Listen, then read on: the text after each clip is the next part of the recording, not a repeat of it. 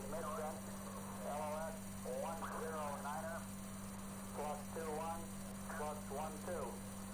AOS coming around the corner, 110-07-35, over.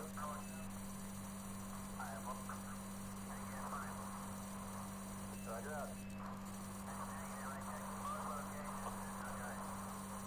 Okay, if you'd like to look again, next pass we have a different set of coordinates based on the onboard T-57. These are Echo decimal 3 and 4 decimal 8. I say again, Echo decimal 3, 4 decimal 8. Same chart, over.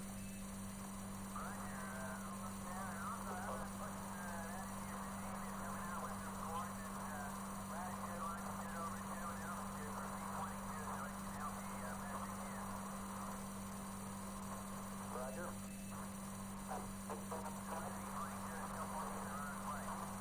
Latitude plus 0.523.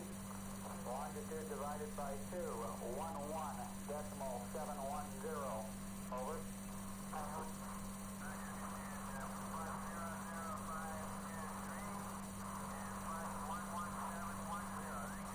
Roger that. There we go. Roger, that's clear. You're not sure that's clear, but I think it's the same fellow. Can you read buzz? Loud and clear. You're really coming in beautifully, over.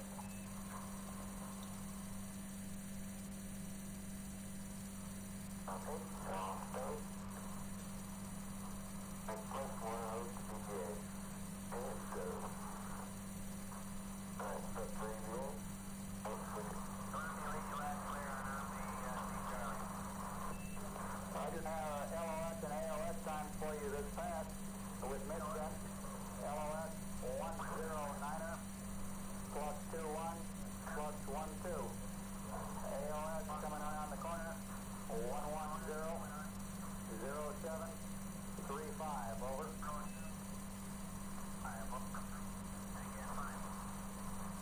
Roger that.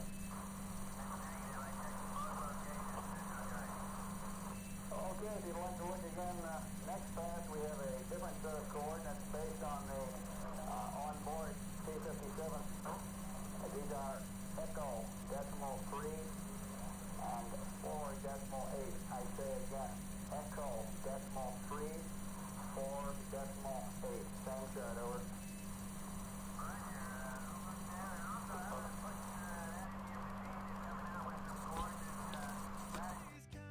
All right. Hello, hello. How's everybody doing? Welcome to a Thursday night code and chill. Today's gonna be a little bit less of a code and chill than a maybe art and chill, pixel art and chill. Been working a lot on the map design lately for the game, but yeah, how's everybody doing tonight? It's super hot in New York. We're going through a crazy heat wave right now.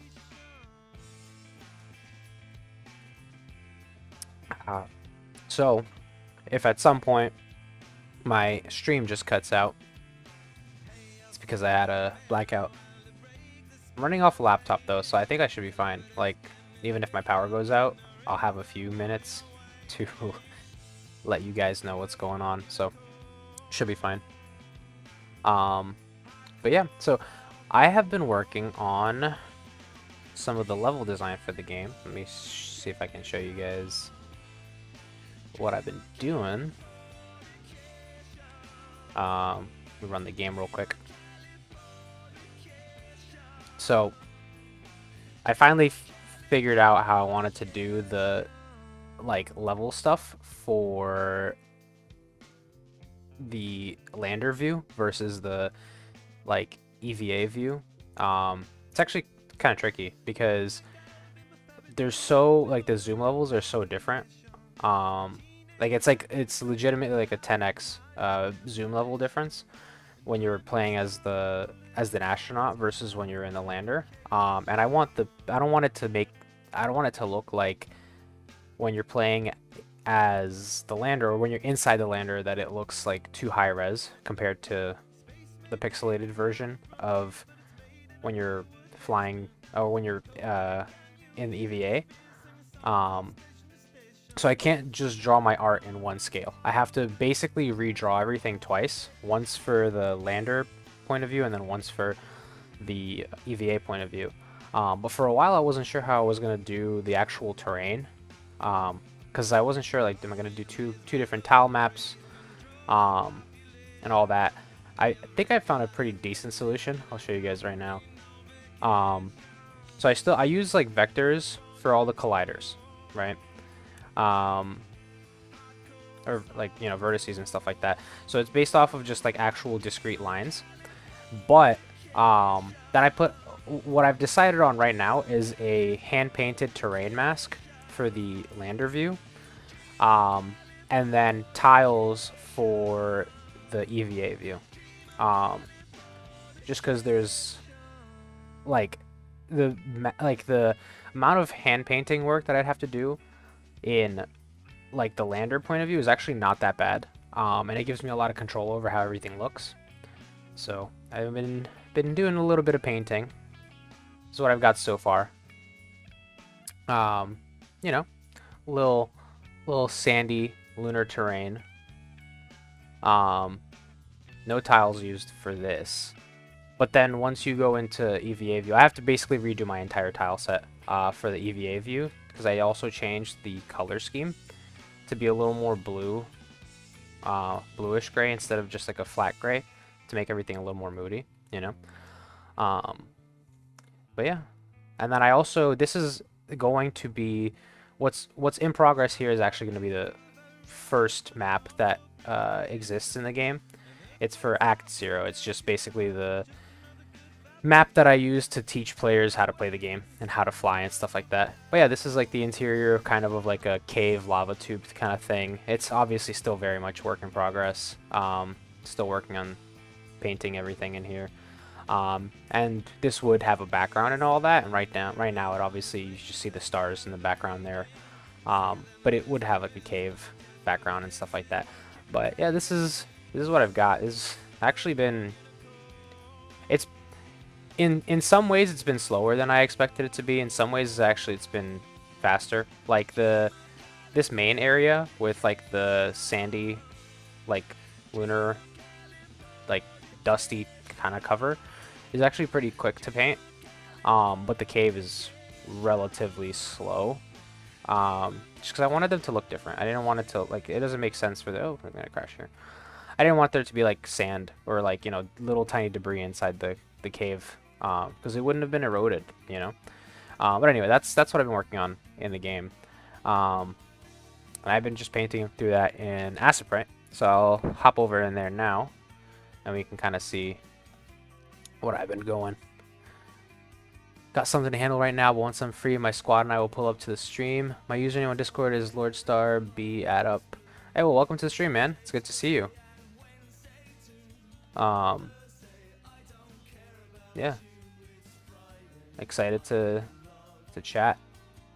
But yeah, so my flow here so far has been, for the cave at least, I kind of block out these almost like brick texture, not brick, like stone cladding, I guess is how I would call it. And then once I have it in place, then I'll go through with like a deform and break things up a bit, to make it look more like this. And it's like I'm going for like a rocky kind of look, but also kind of melted, because in theory these would be like lava tubes, you know, and lava would have like made these like irregular sort of organic shaped deposits as it cooled. So that's the plan, at least. So that's what we're doing today. So I think, what was I doing? What was the last thing I had in here? Yeah, so I have all of the passes done on this first layer here, this outer part of the wall. So then I have to go and now I do the second layer here. So we'll just do that. I'm just trying to be mindful of where the light's coming from. In this case, it's kind of coming from like where the screen is. It's like you can imagine like we're shining a light onto the world. because it's like a cross section, right? But then at the same time, the light's also coming from the sides here, like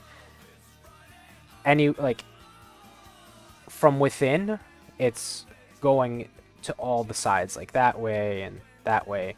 It's just like an illuminated room, you know. And because I want to have this like lit up edge, you know, kind of thing here. That's what I'm going for. So, okay. Continue this way. So in this case, the light's coming from this direction. So just dropping the shadows down to the corner there. It's a pretty manual process, but it's also like kind of therapeutic, you know. Just get to shut off your brain for a little bit and paint. And every once in a while, you just step back and make sure it looks good, you know. I have the process down pretty well so far, I think. So I just end up doing like the entire layer at once, and then I'll look back and see what it looks like, you know. But then every once in a while, I'll fuck up and I'll want to add some of that darker color back in there.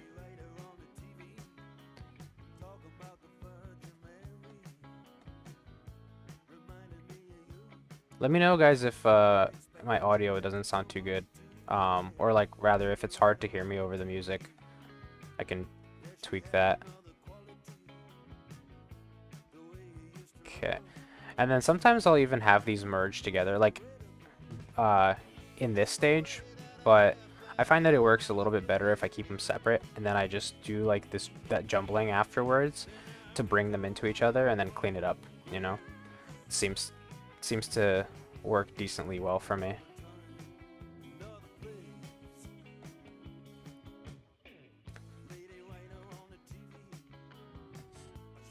Yeah.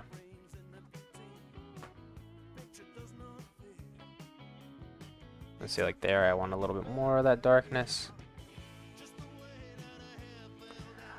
I'm pretty out of my element here with the art stuff. I'm not super artistic, so the pixel art stuff, it doesn't come naturally to me. But I'm pretty happy with how it's coming out so far. Like, all things considered, given my skill level, I feel like I'm happy with my current results. It could look better, of course, but you can always do better, right? It's just about how much time are you going to spend on each thing. And I think at the rate that I'm going, even for just this map, like this so far, I don't have a lot painted, right? But so far, this is, I want to say, like 12 hours, give or take, worth of painting time. When you put it into perspective like that, it's not that fast, because I have a lot more to paint. Like the entire edge of the perimeter needs to get painted in. That being said, like I said, the caves are the slowest part, from what I've noticed at least. So once I clear out this cave, I should pick up some speed.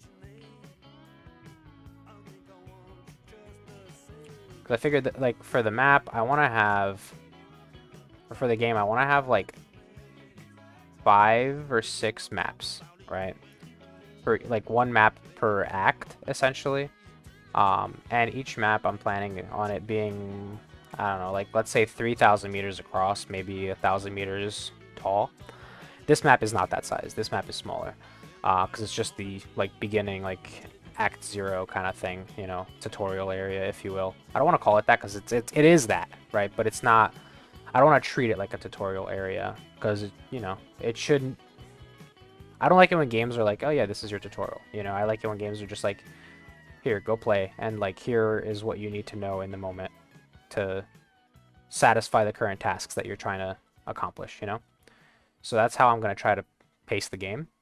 But the Act 0 is effectively the tutorial. I have to give the player some time to learn the game before I really throw things at them.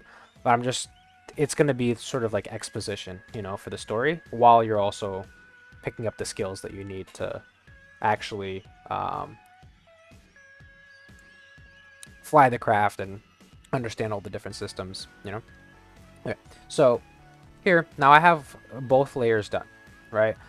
The one thing that's a little bit different, the forward layer of the two, I put like these little like slight highlights on it, to add like almost like an extra little shine to the rock, and I think it does a pretty good job at bringing out like the edge features here. And when you do it well, you don't notice the brighter pixels. But I'm actually gonna go and do the merging before I put the bright spots on there, because I've been playing around with that technique instead, and it actually feels like it does a better job merging things together and not bringing brightness into areas that I don't want. That being said, though, I do also do like this layer of dark in between them, and the reason I do that is once I start jumbling it, then the dark also gets jumbled in there, and it brings in some shadows in between.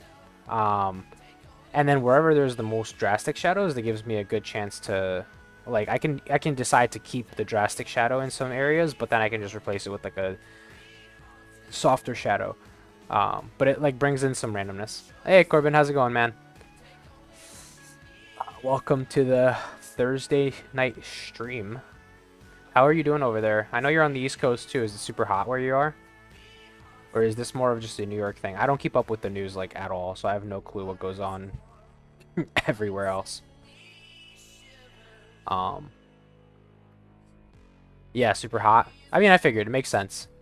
Same coast and all that, but I don't like to assume. How's your week been, man? So yeah, I'm just putting in this shadow here, and you're gonna see it's gonna start kind of separating out all the stones, because these aren't really actually stones, but it starts to separate them out, right? And like if I wanted it to be kind of like a stone clad look, like a dungeon, I would just stop there, right? But that doesn't make sense for where we are on the moon, so we're not gonna stop there. What we're gonna do is we're gonna do that mixing to make it look more melted. Still on a production deployment, AWS CloudTrail, terrible rate limiting, painfully slow scrolling through a huge volume of events. You can set it up to stream to S3 bucket as gzip JSON, but we don't have the event type I need in S3, so I'm 3 hours into waiting for a container to finish. Scrolling through 90 days of CloudTrail events. Jeez. That does not sound fun. Oh man, that's the worst. Today is also like your Friday, I'm assuming, right? You have off tomorrow. I would guess, because like 4th of July is observed tomorrow. So man, we specifically did not deploy today. We had some stuff lined up at work, and we were like, nah, today's our Friday. We're not doing that. I feel for you, man. That sucks. Do you are you working from home, or are you in the office? Because work from home. Okay, that's nice at least, right? You can crack open a beer or something while you wait for the thing to finish. Because yeah, that does not sound fun. Okay, so then around this area it starts to get a little tricky, because like the shadows almost start to turn, right? Because like the shadows, if you imagine, I'm kind of thinking like, okay, they're following like the normal of the wall. So like this is where the light's coming from in all places, right? So I need to make sure my shadows are like turning along with the stone, you know? So in this area, it's like shadows going that way. So you would not have like a shadow there, right? If I put it there, it probably wouldn't look the worst, especially since I'm going to blend it all together in a second. But I'm still trying to keep the shadows like in places where they do make sense. But like for this stone right here, that light, it's coming at it kind of like that, right? It's kind of hard to see, but like that. So I would put the shadows in both places. It's a more like top-down view, right? Whoopsies. But yeah, it was weird. Like I had a really hard time figuring out how I wanted to do the cave interior because like I did this like the outer part, right? And I was like, man, this looks like I like it a lot. I think it looks cool. But then I was like, the caves aren't gonna have like this eroded sandy debris, right? But how do I actually make it look different from this without just saying, oh, I'm gonna copy this like portion here and call it a day, right? So I wanted to give it a nice texture here. And it took me a while. I was super stressed about this, I'm not gonna lie. It took me a while to find out like something that felt good where it's like, okay, I still get a nice contour, but it looks cavey, you know? I didn't want to make it super sharp either, because these would be like, you know, like I said, lava tubes. Um, so I think, you know, it's decent so far. I might end up tweaking it, but it feels good enough to me for now. Okay. And then, yeah, just gonna basically continue. Actually, I'm not gonna put. What I do, though, this is not exactly, I wouldn't describe this as a shadow, but it gives it a nice little illusion. Whenever there's two, like, rock pieces that are not quite touching, I put a little bit of darkness there. And it's not quite a shadow, but it gives the illusion that the rocks are more separate, right? Like if we're looking at it from, because like when you're flying, it's like this level of zoom, right? So look at that with that little piece of darkness there versus without it. It's not a big difference, but it does separate them a little more and make them pop a little bit. So a lot of what I do is like vibe based pixel art, like what's giving me the right feeling, you know? I don't know, I'm not saying this is quite the right way to go about it, but I feel like so far it's given me decent results. I haven't been focused so much on like how do I get the perfect shape for every single thing. It's more of like, is this giving me the feeling that I want, you know?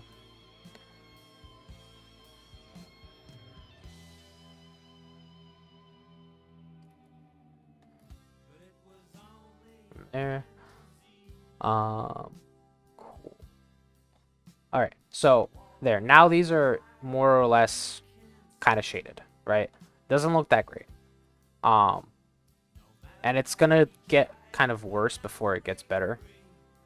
Because now we're gonna deform these into each other. So I just took the scatter tool. Right now it's blur. Jumble tool, that's what it's called. And then I just start jumbling. It takes a few tries sometimes, so I'll do it and then I'll see how it looks. And then if I don't like how a particular part got jumbled, I'll redo it. So like you see, that doesn't look good. I don't like how that got jumbled. So I'll just Command Z, redo it. Still doesn't look too good. No, right? That time it's a little bit better. I got some interesting shadows there, right? What I can do is I can try to jumble this into there as well a few times. See, so now that's kind of looking a little more deformed. And I'm gonna just jumble a bunch of these into each other. And then eventually, like once I'm done jumbling them all and I have some sort of shape going on here, then I'll go in and I'll clean up the shadows and I'll try to give it some more contour. I think that's fine for that area. I also need to be vigilant to bring in the existing portions. Like this was already done, right now I'm adding to it. So I just gotta start pulling. Something like that, maybe. Yeah, that's not too bad.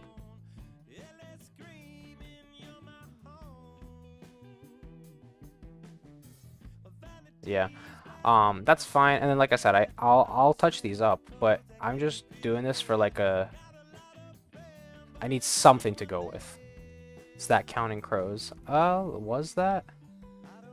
That was Pink Floyd. And now we're listening to Sick Love by Red Hot Chili Peppers. I'm like half paying attention to what I'm listening to. but I hear my voice more than anything. And so, music's mostly for you guys. It's for the vibes.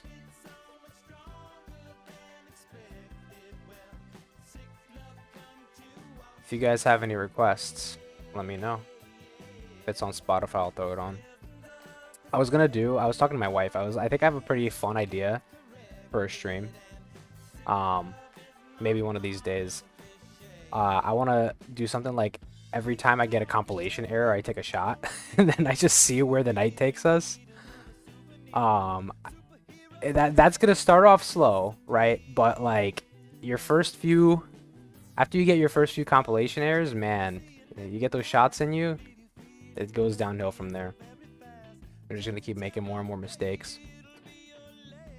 See, like these are starting to blend in pretty nicely. And this is what I've been doing for pretty much the entire cave. This is how, like, this entire look, that's how I got it. It's a little tedious, but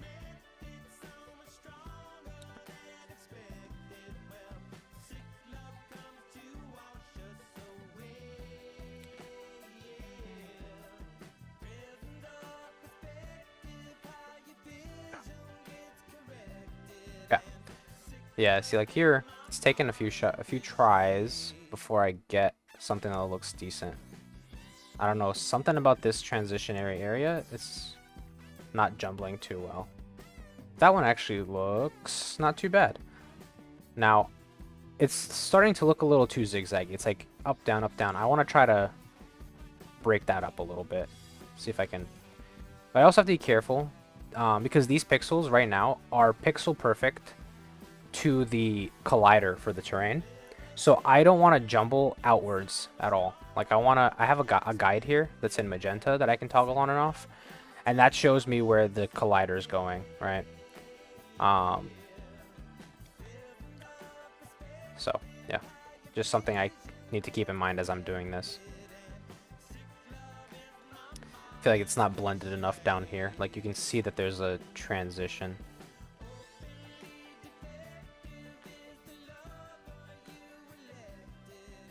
I don't know.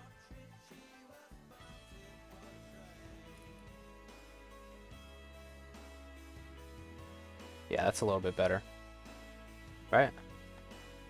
And then I can add some more shadows and highlights, but now that feels more like it flows properly.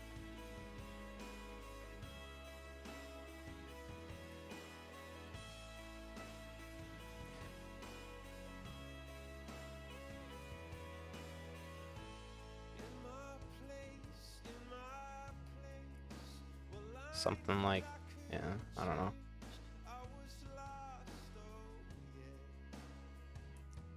It's a little tricky. Takes a few shots. God damn it. It's AI streamers, man. AI viewers. Get out of here. Stop throwing garbage in my chat. Good music? Thanks, man. Yeah, this is a nice chill playlist.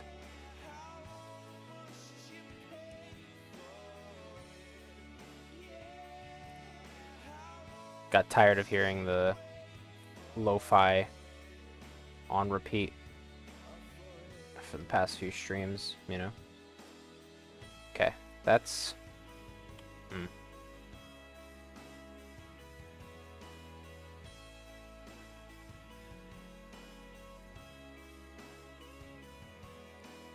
No, see, that fucked it up. Okay, that's not bad. That has potential. Again, cleanup potential.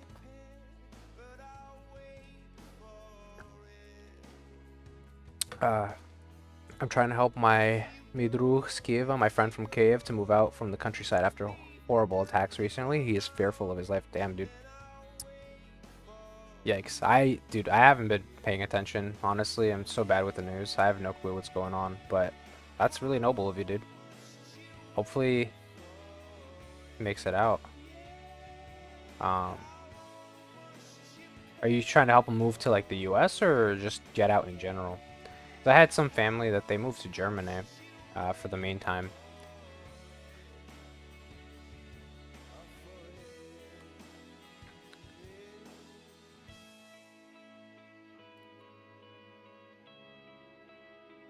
That looks fine.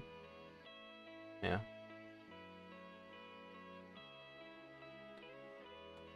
I can't help him get out of the country legally, but I can help him get to a safer place that isn't a high-rise apartment in cave. That's a big missile. That's true.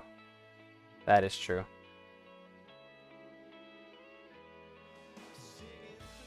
That's nice, man. You're the best, Corbin. You know that? Very nice guy.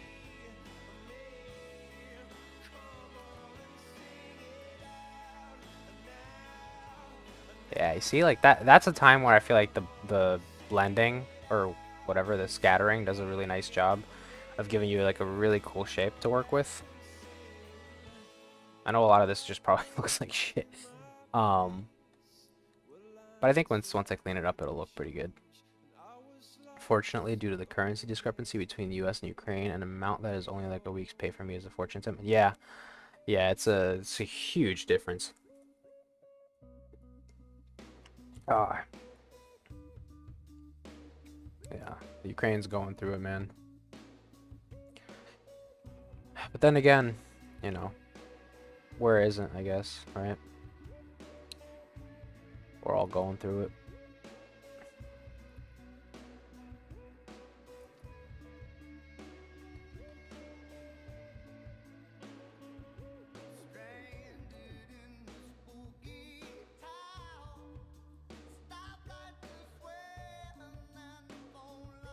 Down.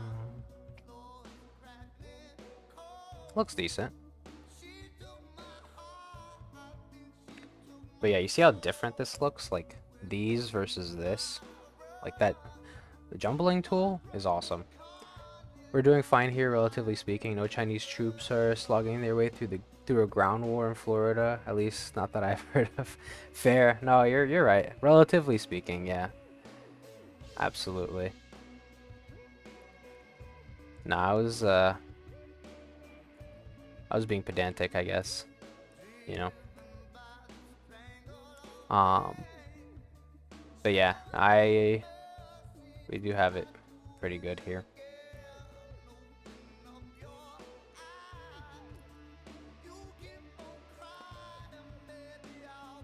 Okay.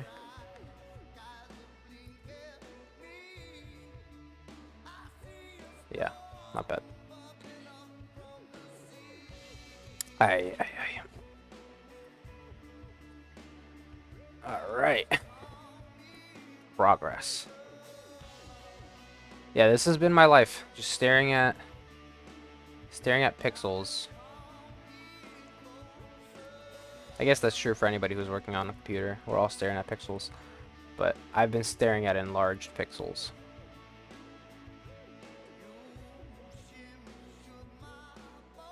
Yeah, look at that. Okay, that's a pretty good blend. Maybe bring that in if I can. Okay. See, like now, because I had the shadows in there, I get this nice dark spot. It almost kind of looks like a tooth, in a way, like a molar. Molar? I don't even know if that's the right tooth, but you get the point.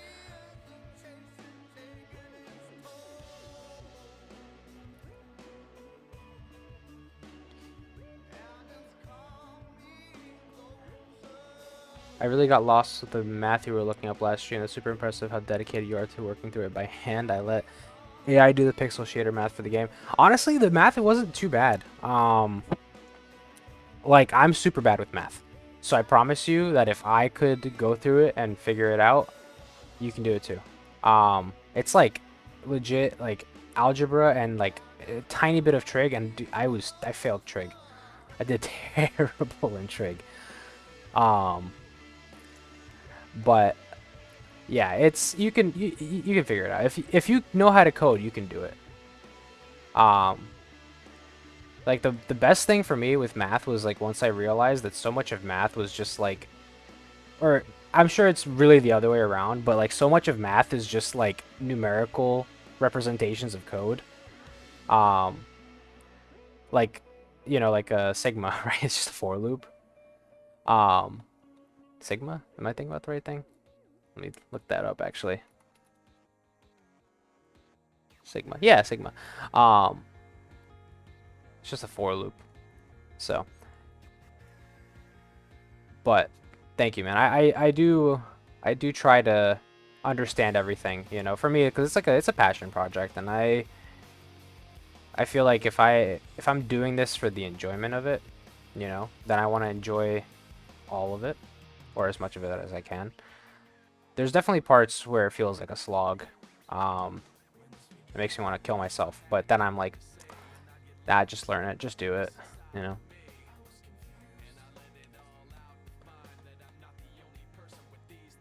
What I'm worried about, honestly, is the music and sound effects for the game, because I've had like some experience, you know, with art, not a lot, but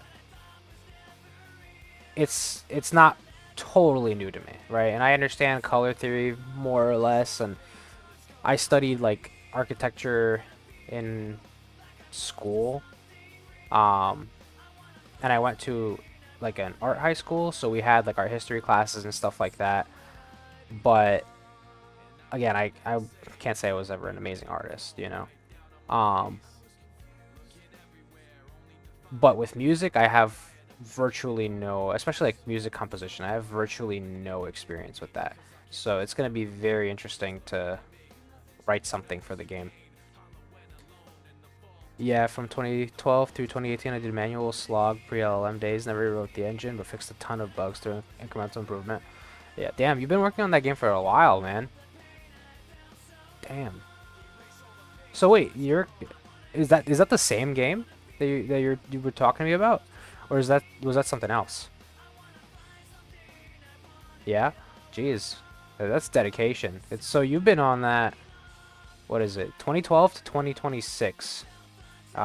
14 years. Wow. I mean, you might have told me that already, but jeez, I like it's like really thinking about that. It's crazy. It's a long-term project. You've been working on that project longer than I have had a career. I just hit my 10-year mark like June like 15th or something, June 16th. We got a sub-license from the original devs in like 2010, but I was only helping them as part of a team until like last year, then became the main show as another dev retired. Okay. Damn.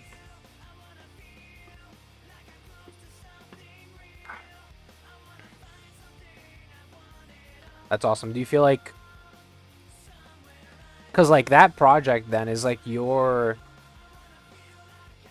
How would I put it? Like, you can track different periods of your career through the different parts of the code that you touched over that time.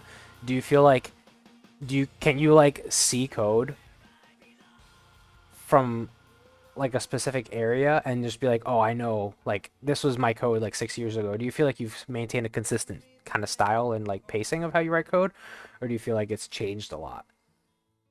The first project lead was 5 years my senior and passed away due to complications of type 1 diabetes. A really good friend. Oh man, I'm sorry, dude. Damn, that's sad. That's sad. But yeah, it always sucks to lose someone close. I thankfully haven't really gone through that myself yet. Um, I've been fortunate in that way, but that really sucks.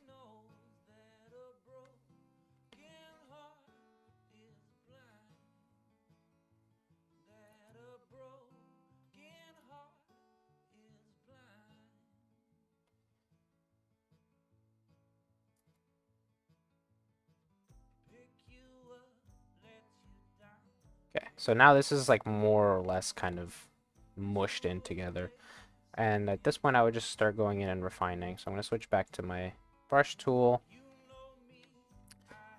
And actually, let me see. This looks a little suspicious here. Okay, no, it's good. I'm going to kind of just bring in colors, you know, make sure that they work. So like bring that together a little bit. Over here, this is pretty dark, right? And I don't want to keep it that dark. So I'm going to kind of replace it with some lighter tones, but still kind of keeping the shape that we've got here. in the original C++ code base while I was doing everything by hand. The main improvement I made over the years is to adopt a lot more STL and remove a ton of Windows-specific and very old C-style junk. Even though the code has always been C++, early versions were basically C with classes, raw pointers everywhere for no reason. Yeah, you know, there's something about raw pointers. I don't know what it is. Like something about them just feels so compelling for me.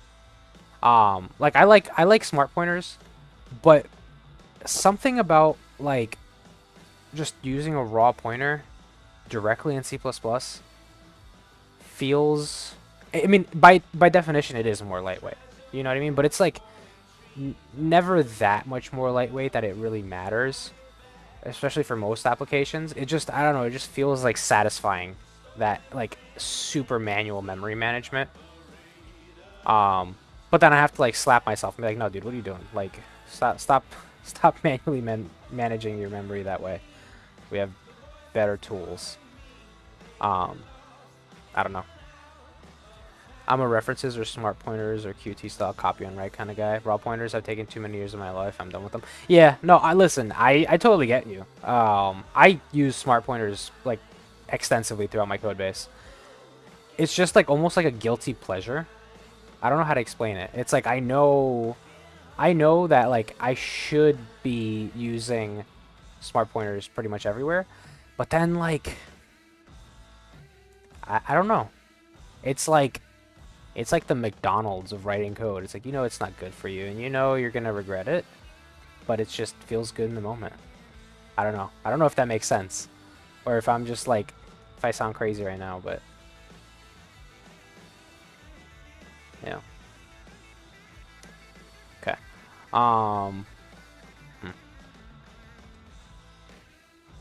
Kind of wanna extend that. Yeah, you see, like now I can add a little bit of more of like a chipping kind of feel to this. That? No, that's too much. That one looks fine. Something like that? No. Maybe I just get rid of this one or lighten it. Maybe it's too. Yeah, that looks better. Yeah. Looks a lot better.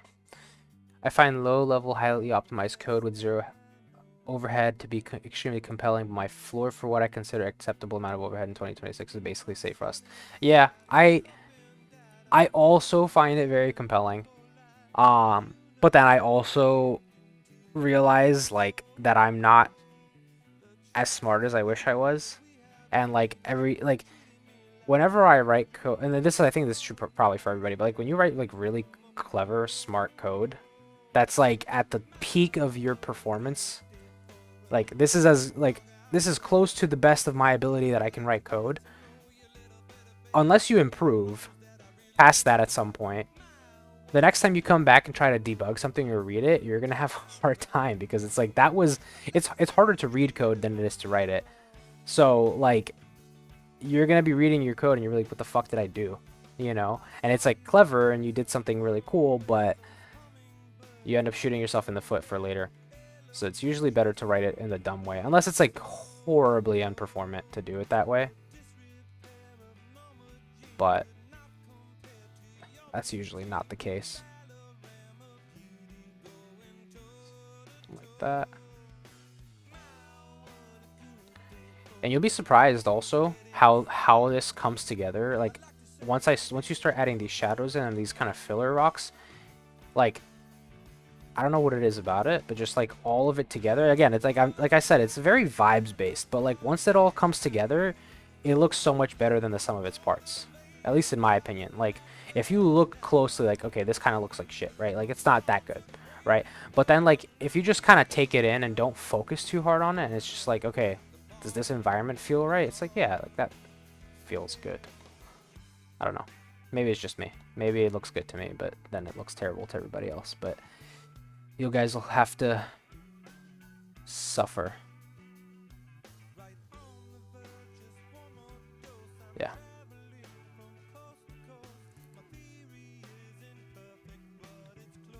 See, like softening these shadows up, like the darkness really tells me like, hey, this is where you should put some shadow. Like these really pitch black spots, and then I soften them up and it feels more like a nice flowy kind of thing, you know? And I'll keep it in some areas just to add that darkness, but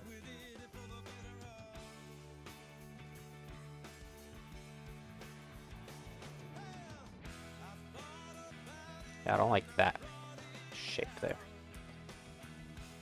Maybe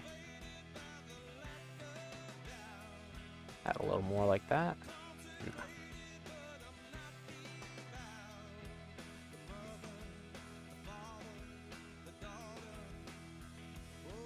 Do I need to?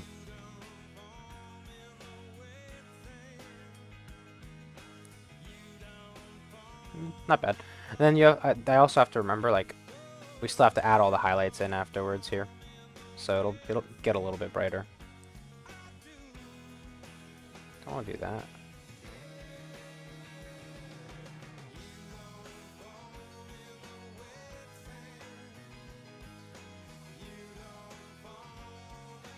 Yeah. Okay.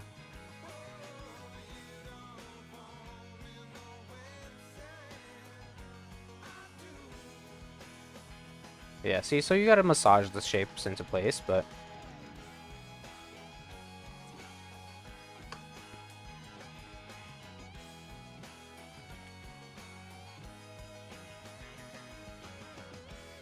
okay. And that's gonna, I'll buff this out a little bit more since it's so thin. Yeah, there you go. Add some depth there. Actually, I think what I'll do is I'll take that, kind of connect that into one.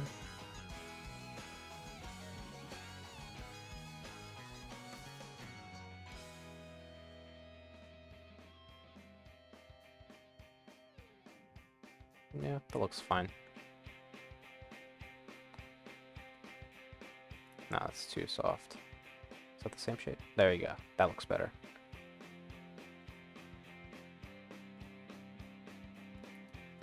I actually like that with the darker spot there.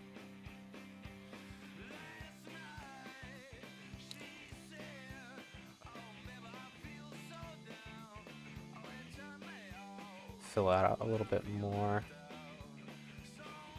Okay. And then I'll keep this area unblended. I like that it looks like, okay, there's a slightly separate chunk here. But this looks so dark here. Do I want to keep it like that? I think that's fine. Yeah, I'll keep it like that.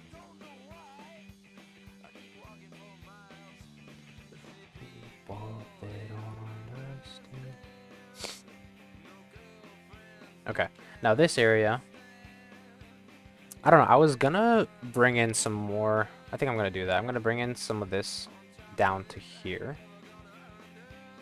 Kind of connect it, and then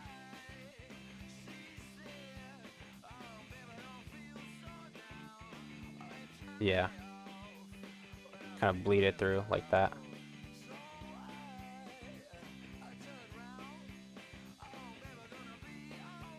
Yeah, that looks decent.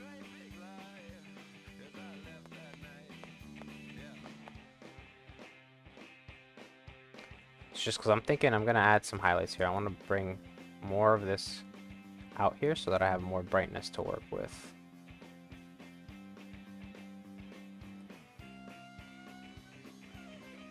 Like that, yeah.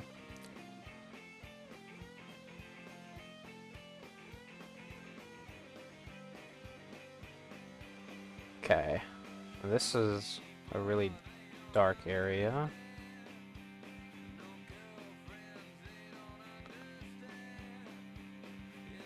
That kind of looks like a crack in between them. I'll keep it like that. But I'll maybe... I need another tone in here. Yeah. Something like that. So it's not as harsh. There too? Yeah. It's not bad. And then I think here, this doesn't look as good anymore. I'm gonna kind of try to clean that up a bit. Actually, what I can do is bring that off from there. Yeah. And then, actually, I think that looks okay.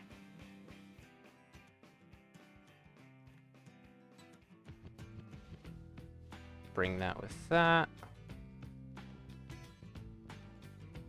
And then replace this super dark area with that.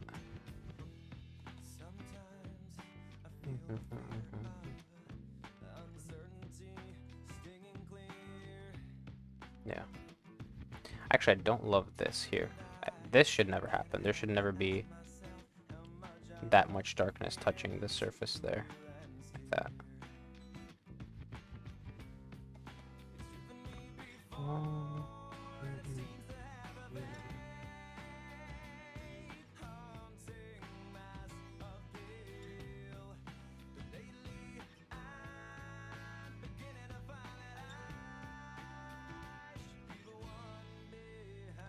It's very much like a... I gotta play with it, you know, to feel, to figure out what I like. I feel like this is too dark still. I don't know. I think maybe when I bring in some highlights here, it'll actually look a little bit better, but I'll keep that way for now.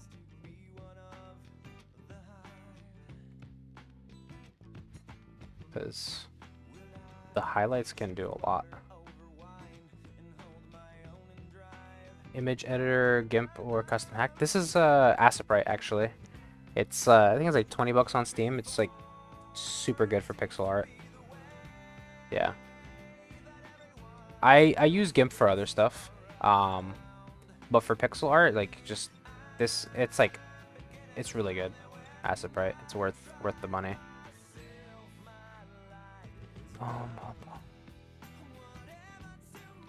Okay.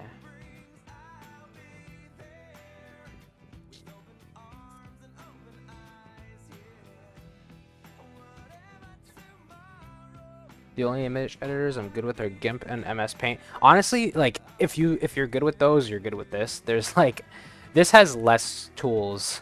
Like right here, these are all the tools that I know of. You got a pencil tool, you got an eraser, a color picker, zoom, movement, paint bucket, lines, shapes. I don't even know what contours for, and then jumble / blur and text. That's it. So it's but it's more about like it has other stuff that's cool. Like you can do seamless textures really easily with it. There's like a specific mode for painting seamless textures in Aciprite, where like it puts your like tiles side by side, and then as you're drawing on it, it will draw onto multiple at a time to show you how it'll tile. I'm explaining it really badly, but it has a really cool mode for it. That's super useful. I use it for the tiles in the map to make sure that they actually tile properly with each other.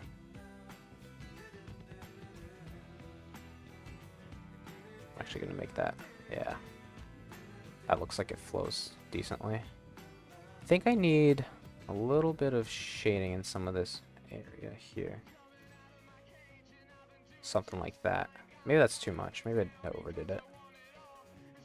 I don't know. Or maybe this doesn't look good. I don't.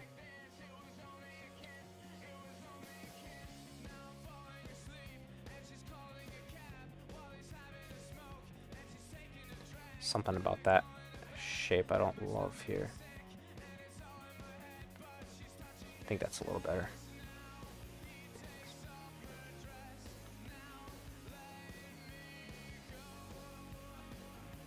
Matter of fact, maybe I wanna clear that out a little bit. Yeah. Open it up because it was looking a little too tight.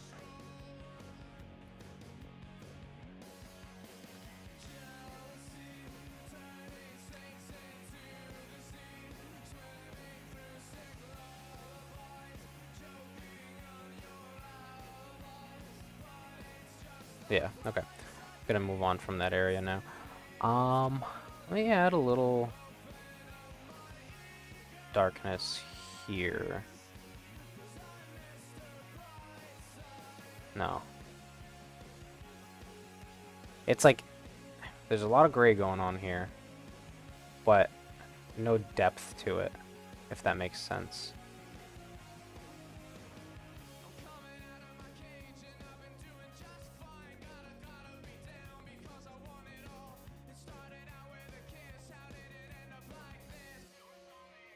Take some of that out.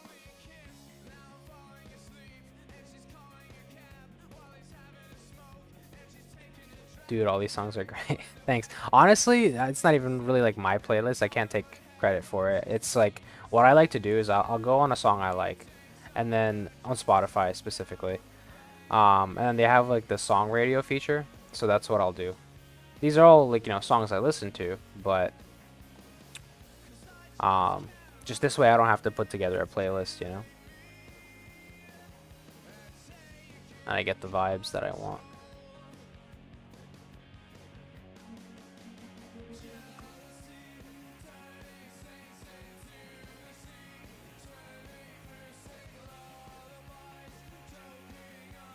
Does that look right? I don't know, something about this area. Maybe I'm like trying too hard in this spot or something, but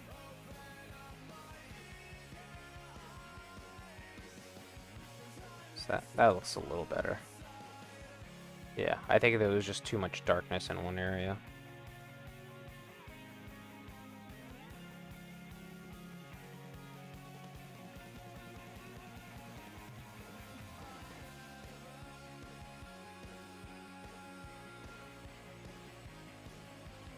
Okay.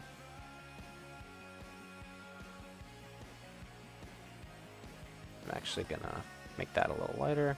Alright, that looks decent.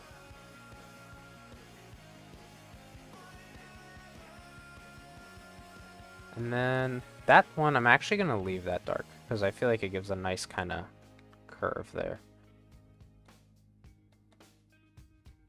Now here, let me see, did I mess up any of my... Is anything out of the collider?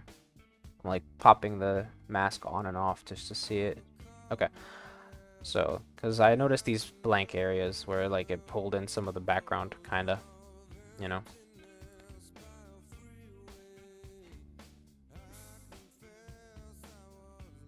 Okay. Yeah, and then... You know what? Here, I'll put that darkness back in there. Do I want to... No, that's too dark. But maybe like that.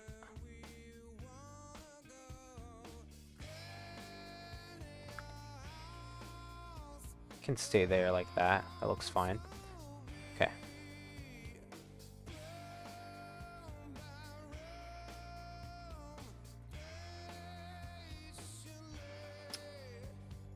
I think I wanna, yeah, definitely lighten that up a bit.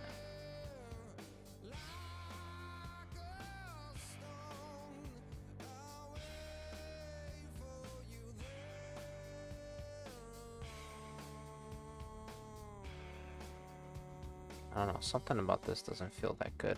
I don't love it.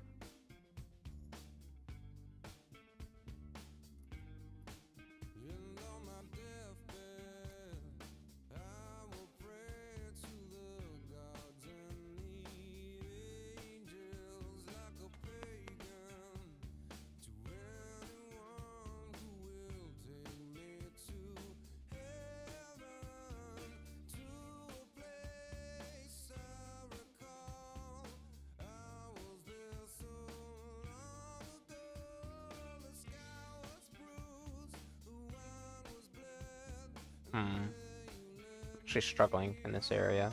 So I need a little more darkness. Is that what it is?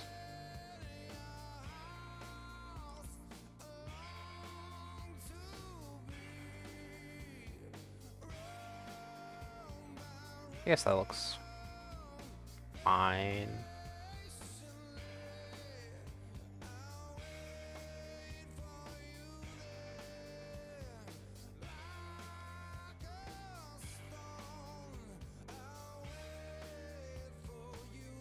Okay.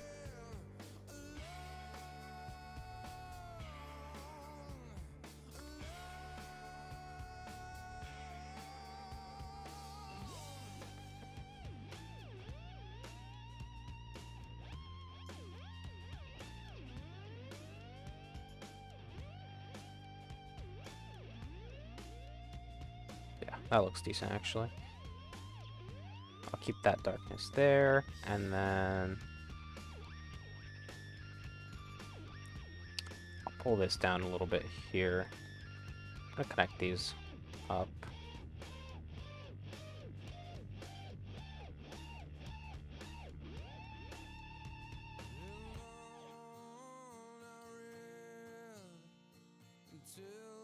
That, yeah, I think that's fine. Okay, now I'm gonna take this brightness and just speckle it in every few spots, just to bring in some light.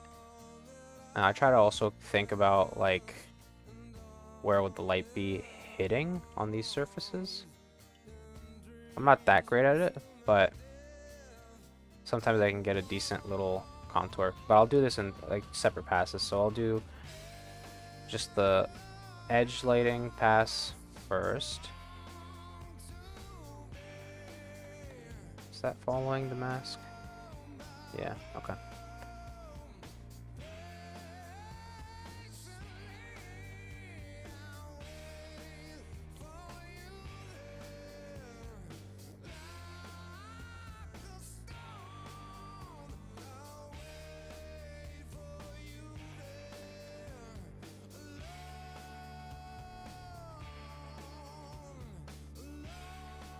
Okay, not too bad.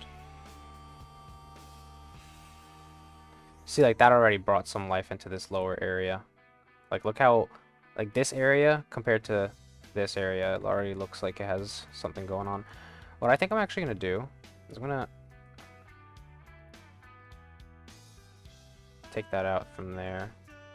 I'm gonna put in, yeah, that looks better. Look at that. Yeah.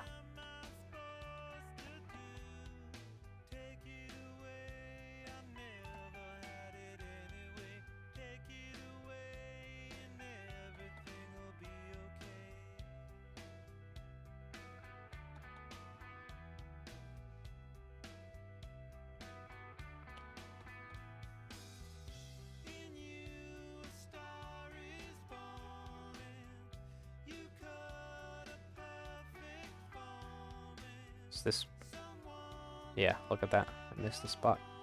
How do I want to do this? That? Yeah, that's a decent.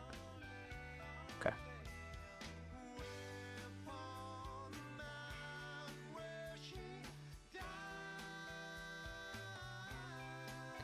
I try to be pretty sparing with these like highlights because it's like it's bringing in like a pop of glisten, you know? And if I do too much of it, then it weakens the effect. At least I think.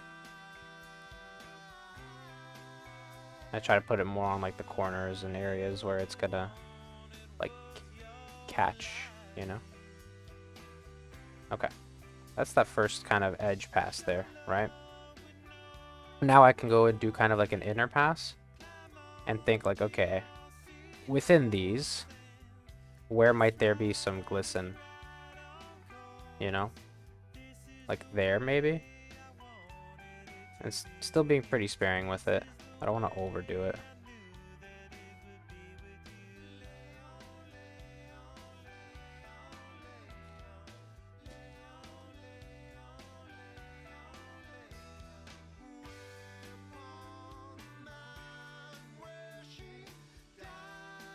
That maybe? Yeah. Just gives it more of an accent. It's like deepens the shadows in a way without actually making them darker.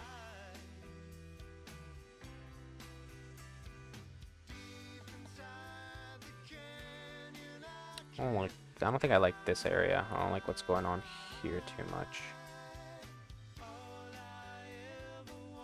think that literally that one little spot actually made it look a lot better. Okay. There. maybe 2.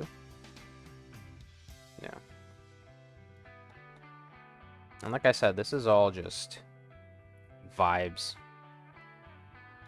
Just like how does it feel, more so than does it look perfect.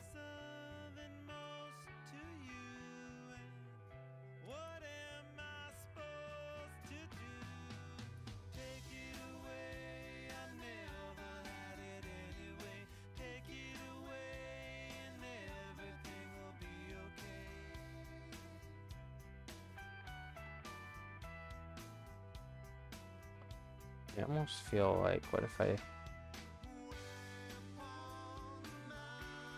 Does that add anything?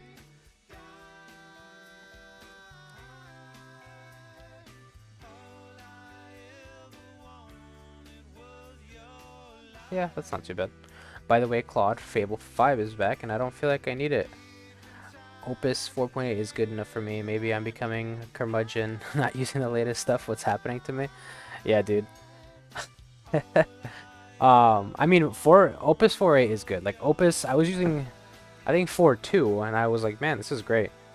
So 4.8, I'm sure, is awesome, you know? I haven't touched Fable at all. Really, Nero probably says, hey, are you using game engine or bare metal? If so, which one? So I built my own game engine called Singularity for this project. So I mean, it's built on top of OpenGL and SDL. So SDL manages like the Windows stuff and like input input. And then OpenGL is for like the actual rendering. But yeah, the engine's all handwritten in C++. Welcome to the chat, by the way. It's good to see you. But what you're looking at here, I don't know if maybe this is what you were asking about. This is ASIP, right? This isn't actually an engine. So similar to Raylib. Yeah, I think so. Let me just look up what Raylib is. I've heard of it. A really simple, easy to use library. No fancy. Yeah, okay. It is basically like Raylib. Maybe less, because SDL is not specifically focused on like making games, and it looks like Raylib might be. SDL is like, hey, I'll give you like window management. I'll give you some input. It does have like its own rendering pipeline and all that. And I originally started off the game using SDL's rendering pipeline and doing all like software rendering. But then I eventually switched over to OpenGL. But in a way, yeah, it's some like I think I could have used Raylib instead of SDL if I'm not mistaken, from just that quick Google search. Because it sounds familiar. I feel like I might have like considered when I was first starting the project what like I was looking into different options. For me, I wanted to do things as bare bones as I possibly could without wanting to kill myself. So I wanted to write all the code that did all the cool stuff. I don't really care about window management or like, you know, reading keyboard input directly and writing drivers and all that crap. So I figured I'll use SDL for that. But yeah, all like the physics code, all like the graphics rendering, literally everything is built on top of that. So there's no like graphical user interface for the engine, if that makes sense. It's like it's just all straight code, just like interfacing with the engine API and calling whatever functions to do whatever things. But yeah, hopefully that answers your question.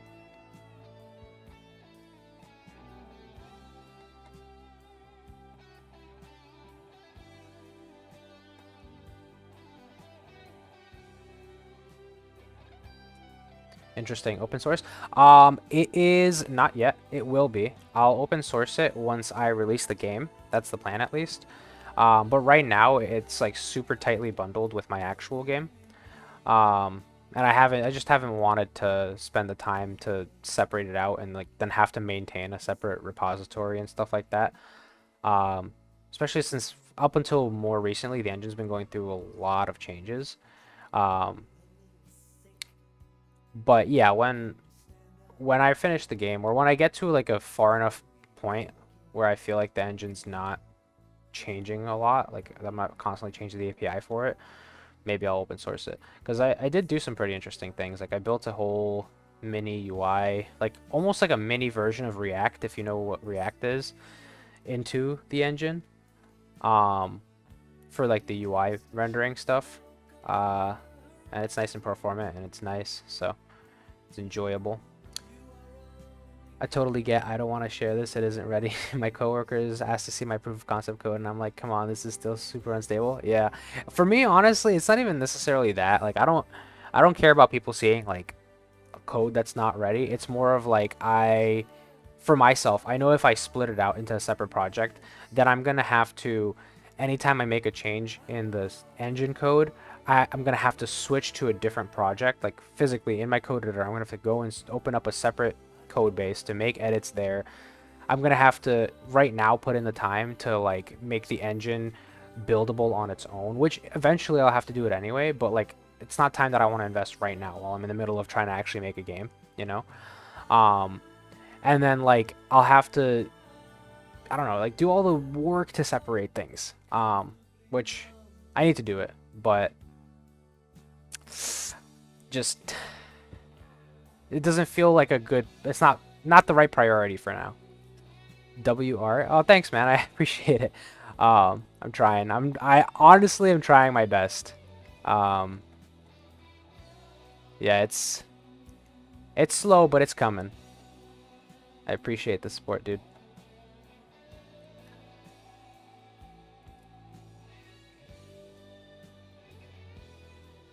Okay. Are you vibe coding any portion of the game and engine? No, it's all handwritten. Nothing against vibe coding myself, you know. It's all just tools, right? But for this project specifically, I wanted to see like how much can I build completely from scratch, or completely from scratch is kind of not possible, you know, because like I'm not putting transistors together, but you know, completely from scratch within reason. So I'm doing all the art myself, I'm doing all the code myself, all of the writing for the narrative myself, the engine work, the what's it called? That's why I wanted to build the engine myself too, is like it's from scratch, right? So I gotta understand the physics, gotta understand everything. Finally someone with common sense. It's not as common as you think, man. It's tough out here. It'd be cool if there was an interface that looked like your stream. It feels rocket computerish. I tried to match the stream to what I want the interface for the game to look like. I'll show it briefly. Here, let me minimize my Aseprite. But the game itself, it's gonna be maybe a little hard to tell because right now the game is gonna start up and like everywhere that's blue right now, that's gonna be the game, or that is already the game. But it should kind of blend in with the stream, and that's why the stream looks the way it does. But like this is the interface for the game. There's like, it's like a retro, you know, terminal UI theme kind of thing. And then once you're actually, oh, seg fault. Once you're actually in the game, you have more terminals and more stuff like that. So that's kind of the vibe. So you start off turning on like a custom operating system, and then you're in here. You see down here you have a terminal, and then you use the terminal to like control certain aspects of the game. So like you still fly, like right now I'm flying using WASD, right? But like let's say I want to use, oh, got hit there. Let's say I want to use a scanner to see, because I can't see the ground below me, right? So I can do scan auto D, type that command, and then now that turns on a LiDAR scanner that's scanning the ground below me. So like, okay, now I can actually pick a spot to land, right? And I could point the scanner anywhere I want. So like I can point it upwards instead, right? And then that way I can see hazards before they come. Oh no, gonna crash. I can see the hazards before they come, you know? So same tool, just different use case. And then what else is there? I can obviously turn off the scanner. There's like, it's basically the terminal in the game is built very similar to how a real terminal works. So like every command is its own like C++ code. And eventually you'll be able to like pipe commands into other commands and stuff like that. But like I can do, like, let's say I want to figure out what a command does. I can do help op check, right? Okay, what does that do? Well, that shows me the usage and then it tells me what that does. So I can say op check, right? And then that's gonna actually it runs a operational check on the lander, and so it's saying, okay, your legs are good, you got 24% hull integrity, you know. But if I damage my legs, like let's say I'm gonna do a relatively poor landing here.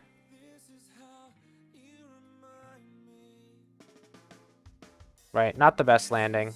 Did a little bounce there. Now I do another op check. Now my legs have been damaged accordingly. You know what I mean? So there's that. What else? There's like random other commands. Like you can do ping, like ping 127.001. Why are you pinging yourself? You know.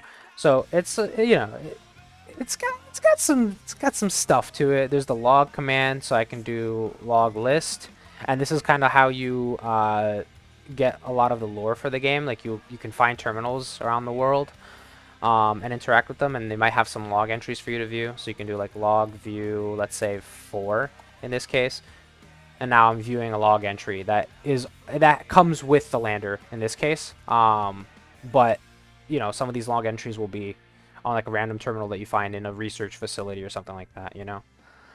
But yeah, that's the vibe. That's the game. I get back into Acid right over here. Catch up on some chat. Bro, just write Vulkan in assembly. Yeah.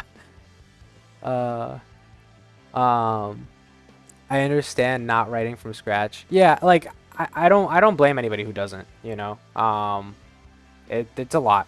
I would only, it's not like if you want to make a game, building everything from scratch is not the best thing you could do, right? It's counterproductive to what you want to do. Like I would not recommend it. If you specifically are trying to make a game and you're trying to get it done in a reasonable amount of time, don't write everything from scratch. Don't do everything from scratch.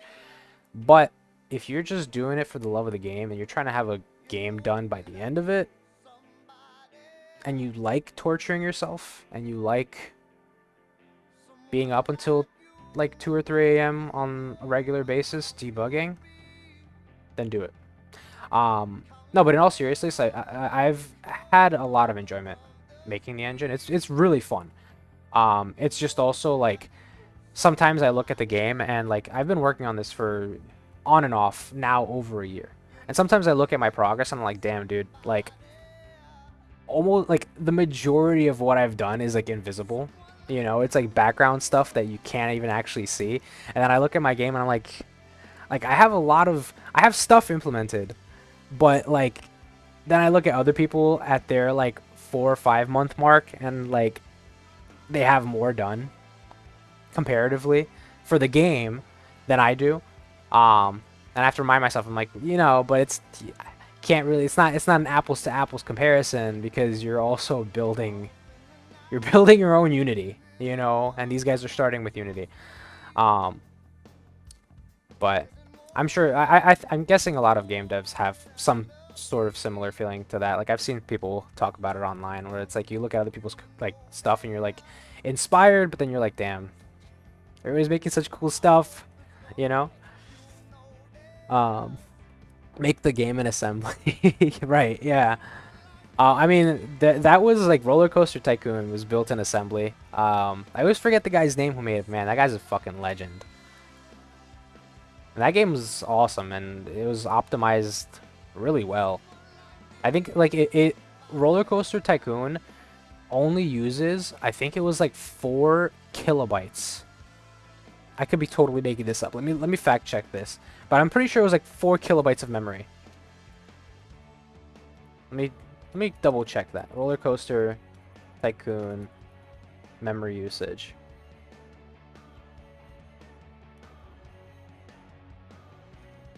Okay, I'm off. I'm off by a significant amount. It says 16 megabytes of RAM, but still, 16 megabytes That's nothing. 16 megs of RAM. Like, when was the last time you looked at your control panel or whatever on your computer and you saw an app only using 16 megabytes of RAM? What? Nowadays you download a chat app and you look at it and you're like, you got 4 or 5 gigs of RAM being used and you're like, what the fuck is going on, man? And it's because you have like 5 like Chrome instances running or something, like Electron. Oh, looks so cool. Imagine using C++, make the game in pure binary. So my game is in C++ actually. The entire engine in the game and everything is C++. But pure binary, man, I don't. I'm sure someone's done that. That doesn't sound like a fun thing to do, but I'm sure someone's done it. The closest I've done is I implemented tic-tac-toe in WebAssembly, which it's not that bad compared to regular assembly. But that was an interesting exercise. Now, if you want to make it from scratch, make your own computer first. Yeah. You know, you could actually do that. Like, there's a guy on the internet, Ben Eater. He sells these kits. Let me see if I can show this. Where is this? Where are you? This. Where is it? Ben Eater, 8-bit computer. And these are super cool. I did this, and it is amazing. It is such a good experience. Basically, he sends you, where is it? You can do like a 6502. This is the one, 8-bit breadboard, $300, right? And he sends you all the parts, the wires, the NAND gates, like all the different things, and you assemble your own computer on breadboards. And it is the coolest thing. Like, you're literally building your own CPU. It is so cool. It's like, it's amazing, and it gives you such a good depth of understanding about how your computer works. I think everybody, any comp sci major, should do something like this at one point. It's definitely more on the electrical engineering side of things, right? But like, it's just, I don't know. It was an awesome experience, and then you can put it in like a little frame. You can have it on your desk and stuff. It's awesome. How the hell does that fit in 16 megabytes? Oh yeah, the roller coaster tycoon, dude. That guy optimized shit like crazy. Like, he was bit packing stuff where like he would use a byte. And this is like a lost art. All right, he would use 1 byte and then use half the byte for something, and then the other half of the byte for something else, totally unrelated. You know, just to save space on memory. So. I remember there being someone making Mario fit in a QR code or something. Jeez, I don't think I've seen that, but that's really cool. That's really cool. Yeah. Yeah, but can it run Doom? I feel like it can. I'm not gonna lie. I swear I saw that somewhere. Someone making it run Doom. I'd have to look it up, but I feel like I did see that. I feel like I did. The 6502 should be able to run Doom. At the very least. So. Okay. So now I'm going in here, and at this point is where I'm actually adding these like shadows in, and because I feel like I've gotten a decent amount of the highlighting, and I feel like it looks fine. I got the little speckles where like the glint would be caught on the rocks and stuff. You know, all this is fluid. We can go back and redo it or touch spots up, but it's good to keep moving forward and then like review, because you're not always going to catch everything on your first pass. Yeah, I'm still doing the same thing as before, where I'm kind of just like thinking about where is the shadow coming from. In this case, the shadow is coming from, again, we're doing it, all the shadows are effectively surface normal based. So for this rock, the shadows are kind of coming, or the light source, sorry, are coming from this direction. You know what I mean? So it's a little tricky. Sometimes you, like, here technically I could put a pixel for a shadow, but meh. Holy good rocks. That'd be a good wallpaper. Oh, thanks, dude. I'm glad you like it, honestly. I didn't know. I haven't been sure how I feel about it. This is basically like the interior, like cave-ish area. I have to do the background. Obviously, all this needs to be like, you know, painted in. But yeah, that's the cave vibes for Moon. Because the idea is, I know these look really melty, right? Like they're weird. And they're not like jagged like you would kind of typically expect, but very specific reason for that here. A lot of the caves that would be on the moon, on the lunar surface, would have been created because of lava flowing in tubes or like flowing through through areas of the moon. And so I kind of want to give that flowy, melty look to a lot of these rocks. And I honestly, I probably should have done a better job. And maybe I did do this and I just subconsciously remembered or something. I should have done a better job verifying that that's actually what lava tubes would look like. Like, in theory, to me, that makes sense. Like, it should be more smooth, organic rock versus like very jagged rock, right? But moon geology lessons in an art segment in a coding stream. W, right? I mean, I'm not a moon geologist. This is just like me trying to reason through my decisions. Maybe an actual, I think it's called a selenologist. I'm pretty sure that's the actual word for it. It's like a geologist, but for the moon. These are real jobs. Maybe an actual selenologist will play this game one day and they'll be like, man, this guy's a fucking idiot. Like, what was he thinking with these rocks? This would never actually happen. I don't know. That's why they don't pay me the big bucks for selenology. I'm just some dude making a game.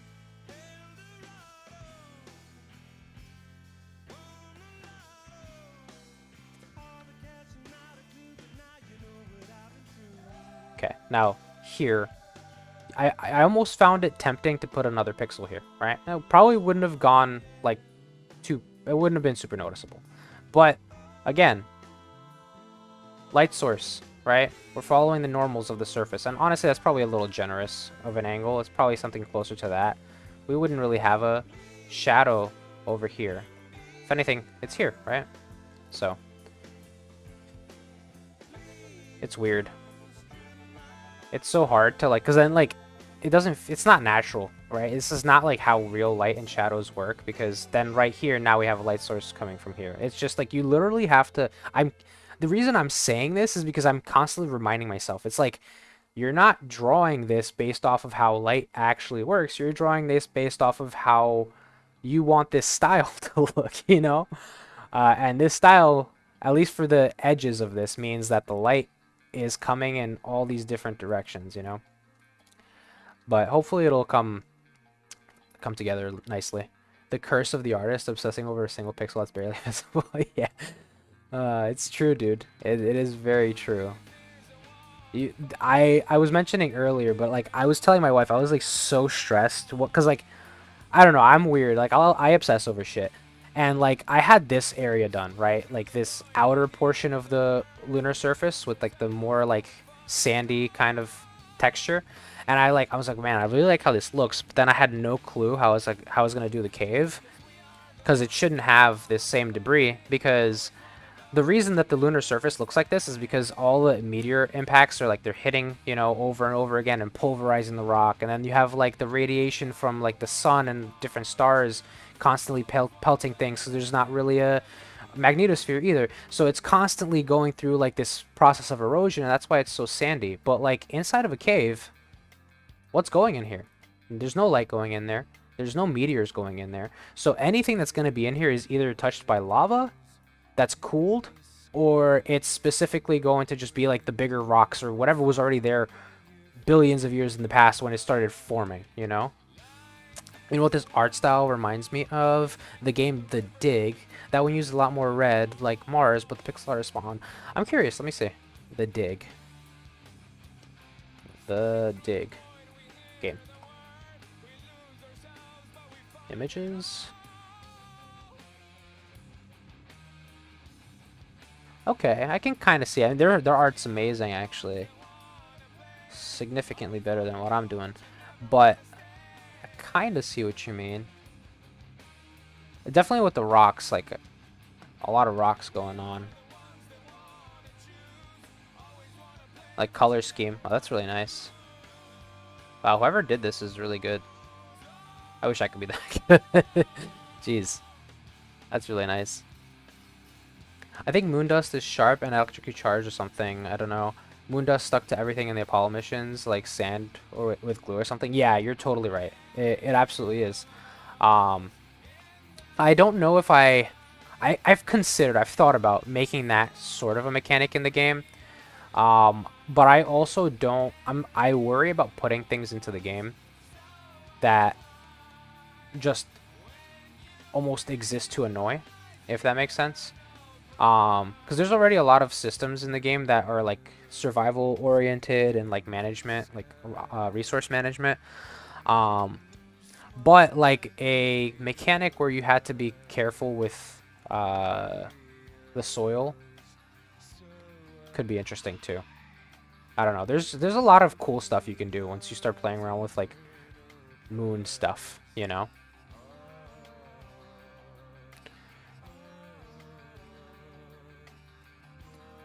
I don't like that pixel.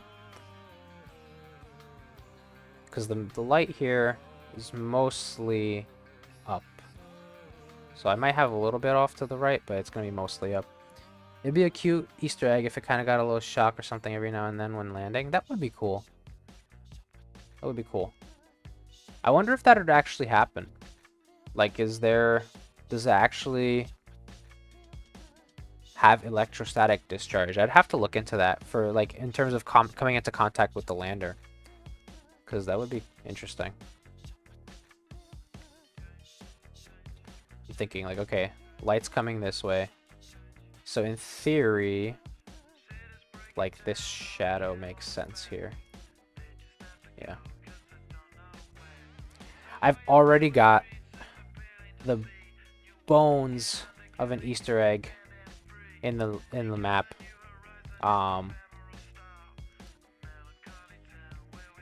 It's like a little tribute to Moonlander.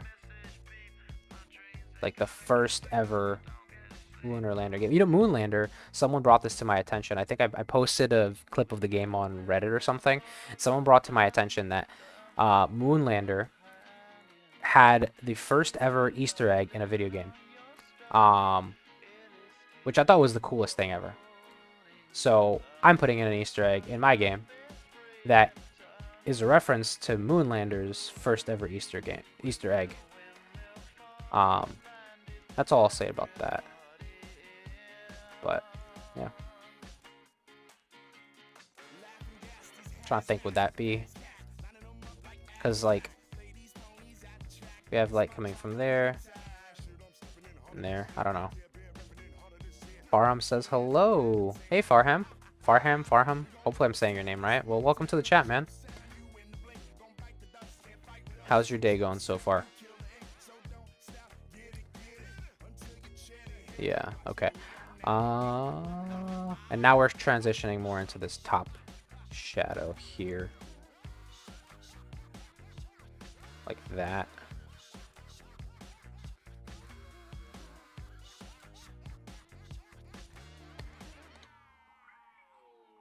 Yeah.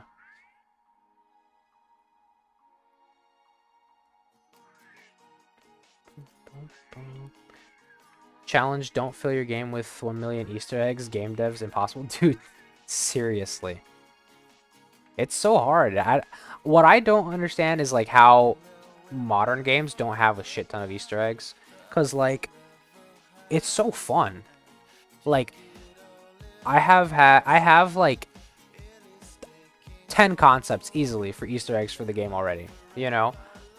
And I've barely scratched the surface of development. So I don't know how you produce like a whole game and have like no or very little Easter eggs in it. It's a mystery to me. Okay. Now here I'm going to be careful with these shadows because like now we're starting to transition into another area where, well, we're going to do more rock, right? And because we do that blending kind of vibe, I'm cautious to add these shadows in. Okay. I'm going to stop there for now with that. I'm sure there are Easter eggs in AAA games, but many people don't notice them. No, I'm not saying that it's not that. I'm not saying that there's no Easter eggs in AAA games. I just think that like, given how many people or how much production value most AAA games have, they seem to have a large disparity in the amount of Easter eggs that they have. You know what I mean? I don't know. You get what I mean? But like, yeah, they do have Easter eggs. It's just like you play indie games and they have so many. But, you know, then again, we're not as much on corporate timelines, and that's its own thing, you know? As a dev, you can't always do whatever you want, so. A flat Earth joke as a dialogue would be a funny flat... Yeah, dude, flat mooners, that's great. And it's so funny, too, because, like, technically, like, it is flat.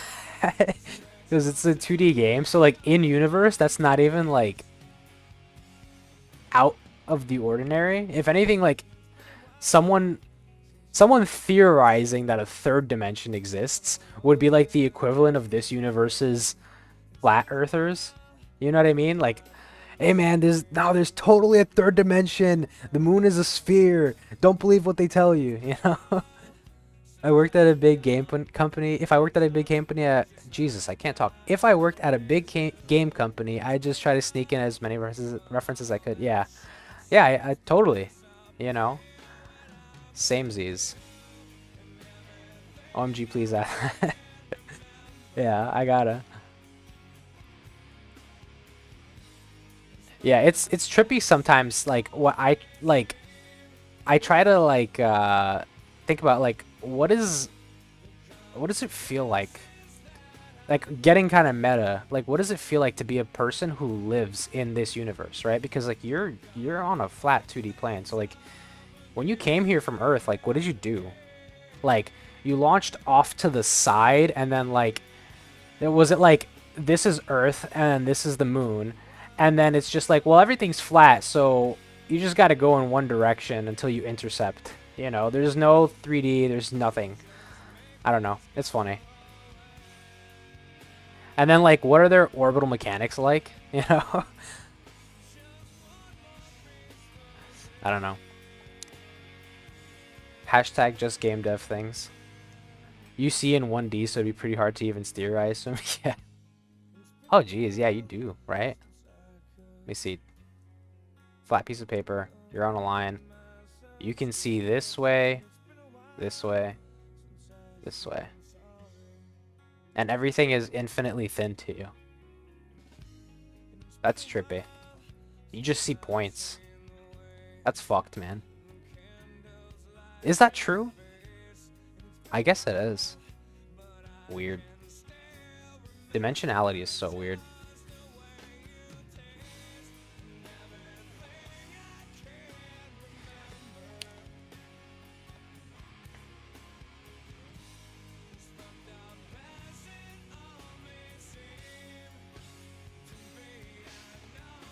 A lot of this stuff is just like put down a shape, see how it feels. And then somehow it just all comes together at the end.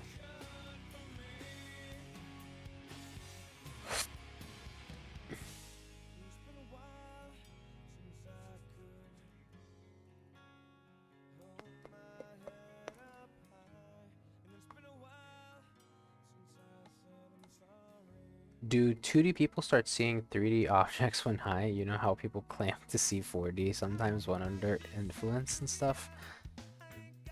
Dude, that's the perfect seed for the beginning of the 3D conspiracy theory for the game.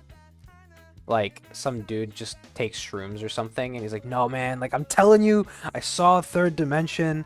I opened up my mind's eye, and there's more out there that they're not telling us about, man. That'd be so funny. I feel like I gotta do that. There's not a lot of NPCs in this game, but I do have a plan for one that's like already planned. I'm sure there's gonna be more, but there's one that I've concretely planned, and he's basically, how would I describe him?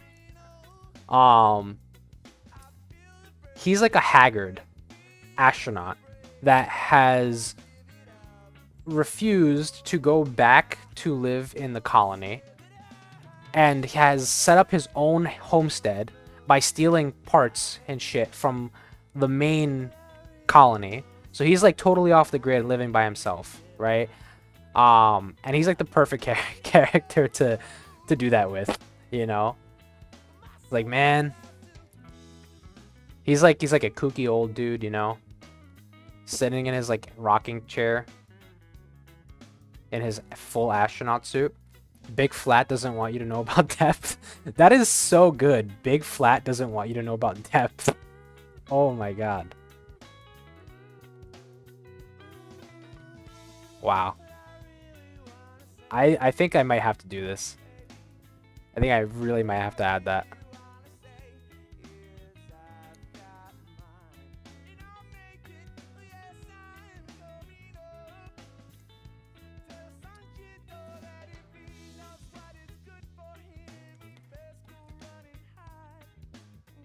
Yippee. Big that line, man, I'm totally gonna rip you off for that line. Big Flat doesn't want you to know about depth. That's so good. I like that.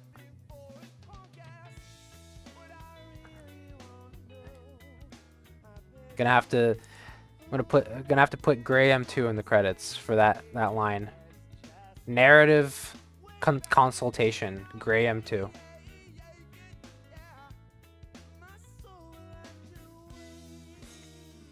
I cooked. Now I'm gonna burn down the kitchen.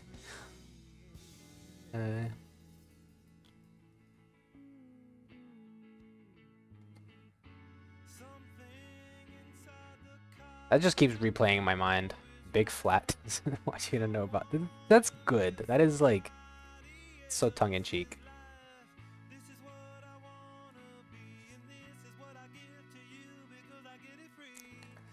I like stuff like that in games because it's like this game, the narrative is relatively serious. Like it explores like serious, kind of depressing themes, and having like that little bit of humor. It's like really my kind of thing.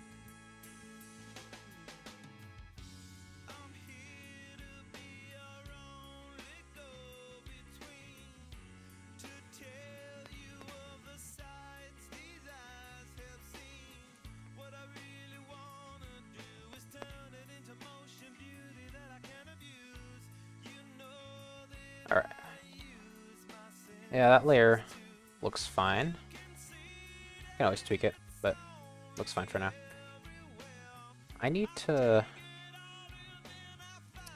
think I need to bring some of this more inward here or something.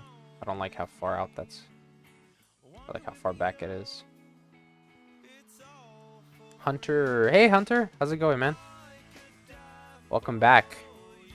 Once I had a dream that flat earthers were right, and I woke up and I could swear it was legit 2D for a second. Jeez. Well, we could, like, is that what they're saying necessarily? Like, because we could be, I mean, they're just saying that the Earth is like a plane, right? But a plane can exist in 3D space. That's terrifying, though, like the implication of a flat Earth because of the non-existence of of a third dimension. Going good. Smoked the za today. Okay. Well, it sounds like you had a good time.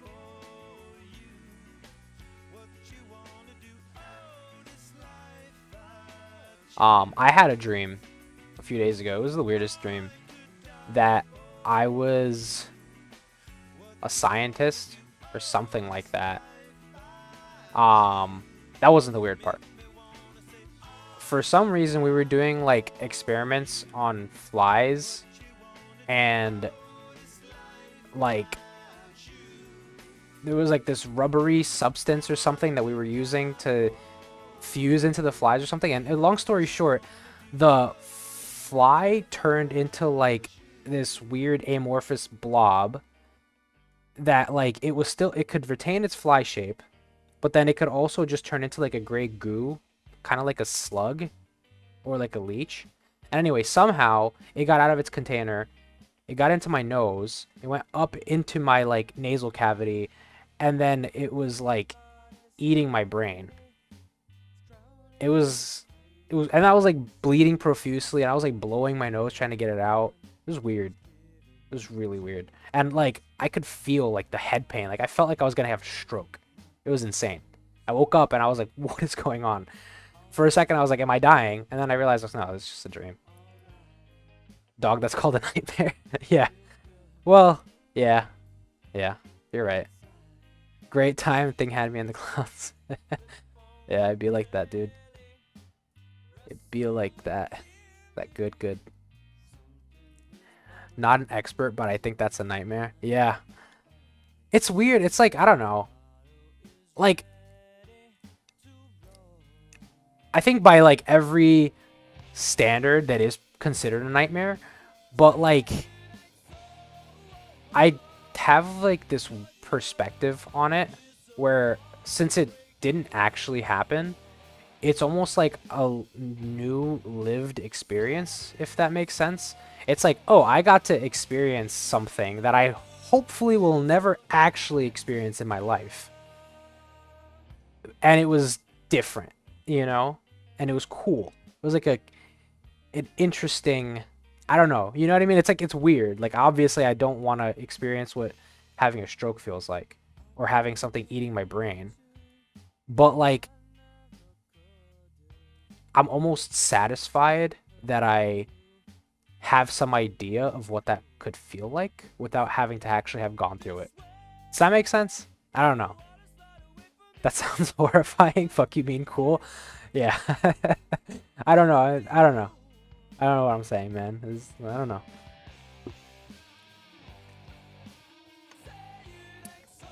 I don't know.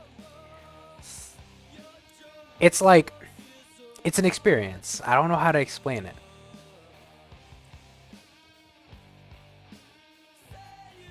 It's like, I would want to know what it was like to, like, I don't know, be a caveman, right? But I don't actually want to be a caveman. It's kind of the same thing, you know? Like, I don't actually want to have a fly eating my brain. But it's interesting that I was able to fathom it in such a way that it felt very convincingly real. Like, I've never felt that feeling in my brain before. Like, that actual physical sensation, I've never felt. And yet, like, now I have, at least in a dream. I don't know. It was weird.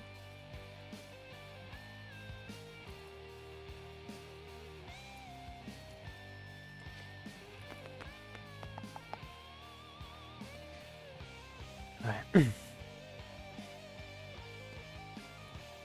Trying not to get too, like, repetitive with these here.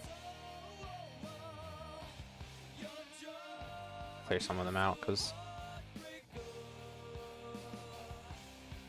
humans love patterns, man. Like, I was just, like, subconsciously setting up a pattern there, you know?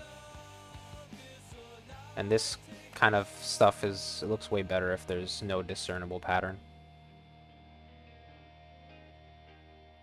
I'd like to know what it was like to be alive in the 1990s. Not gonna lie, everyone always hypes it up, so I want to see if the hype's deserved. I was technically alive in the 1990s for like 2 years, but I can't really tell you much more than that. But I also do hear people like I think I would want to know what it was like to be 20 in the 90s. Because I feel like your 20s is like when you're really experiencing a certain time period, you know? So like, I guess in a certain way, right? Like you experience time periods differently depending on like the stage of life you're in, right? So like if you're a kid in the 90s, that's different from being an adult in the 90s, right? And they each have pros and cons, right? But like I want to know what was it like to be like a relatively self-sufficient adult in the 90s. I feel like it seems like it would have been cool. This is the perfect opportunity to add Among Us. Um, I don't get the reference. I'm sorry. I've played Among Us, but probably not as much as anybody else. I've legitimately played like maybe 10 rounds of that game. I thought it was cool though. The little bean dudes. Oh, I see. I see. I see. You're saying I have one of these fuckers in there. That just looks like an A.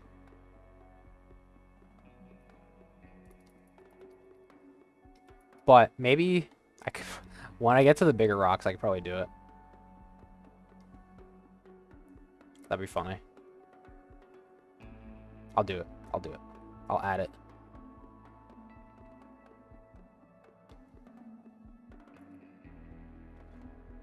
And then if this version of the map makes it into the final game, there will be an Among Us reference.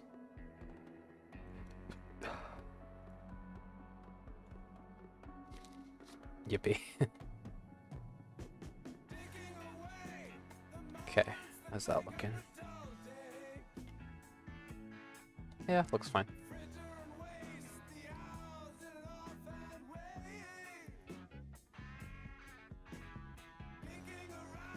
Okay.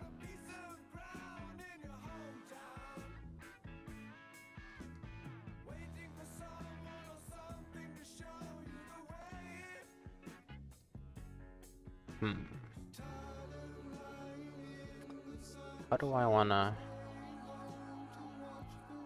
Jeez, I'm like... I can't remember how I was doing these.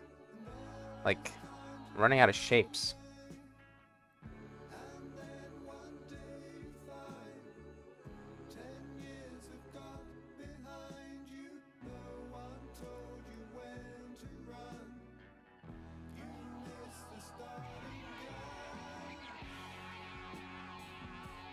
Okay.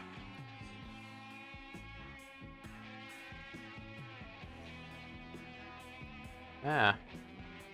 Triangle. Fuck you. How am I gonna do a triangle, man?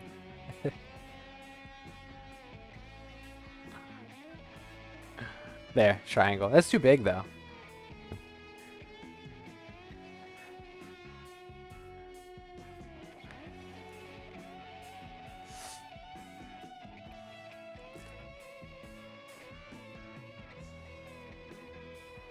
Yeah. Circle. Circle is just like a square.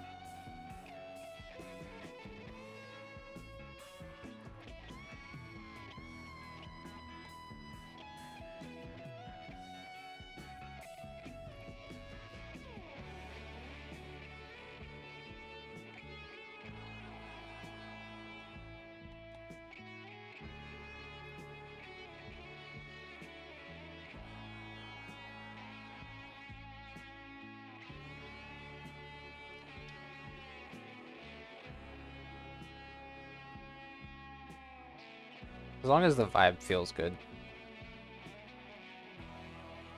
then we're good. Tetris pieces before and after. Dude, a lot of these are Tetris pieces, basically. There's only so much you can do with pixels. But yeah, some of them come out looking wonky as fuck. Why is there no Tetris piece that looks like this? Like, this would be such a good Tetris piece. They should make Tetris 2 and then add that. New game idea? Who's gonna do it? Who's gonna implement that?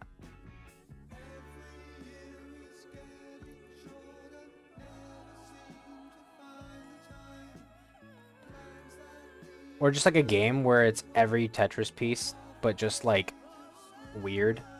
So like instead of having like this guy, you've got that. I don't know. Don't steal my idea. It's a $1 billion idea.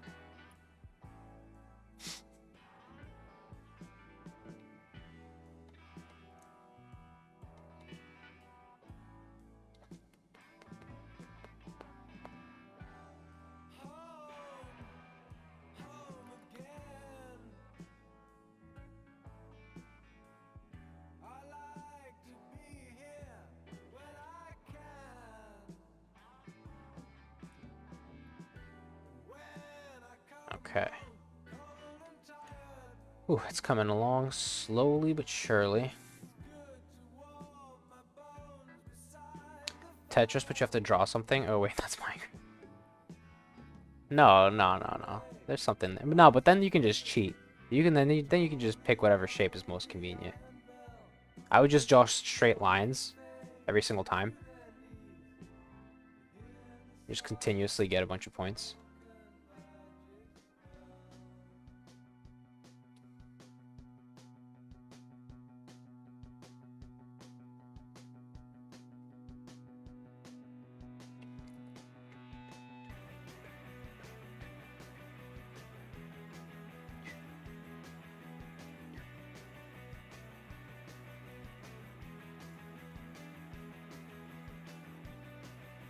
There you go. Okay. That's decent.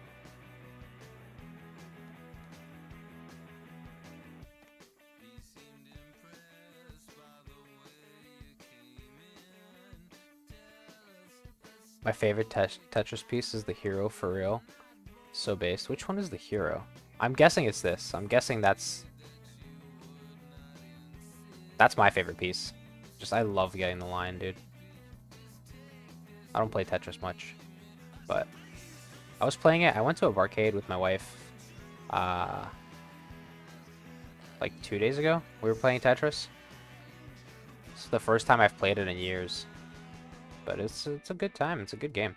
It's timeless for a reason. The.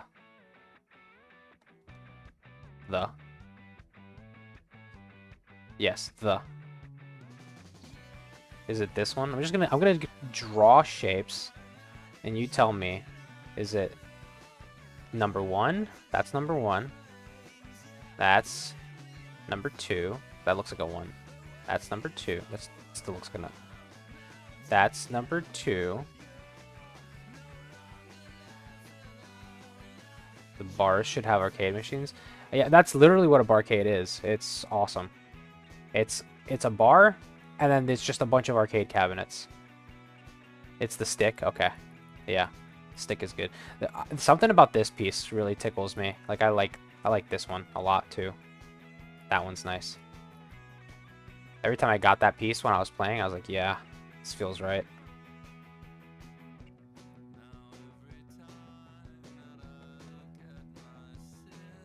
Okay. That's good. And then now I like to add some shinies while I'm here. So basically I just go and I find a spot. And these are basically just little volatile bearing regolith deposits. Just for some flavor. But I don't know, where's a good spot? Like, this is a decent spot for some shinies. And because there's like a bunch of space here, I basically just say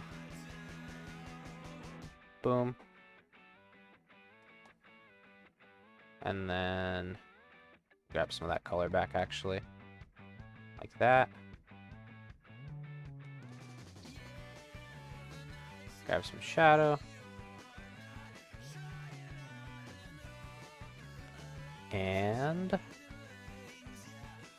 grab a highlight. Boom. Got a shiny now. And then sometimes I'll do them in groups. Sometimes I'll do them more solo. I've been doing a lot in groups here, so I'm just gonna throw that one solo. But I think up here I'm gonna throw in a little group.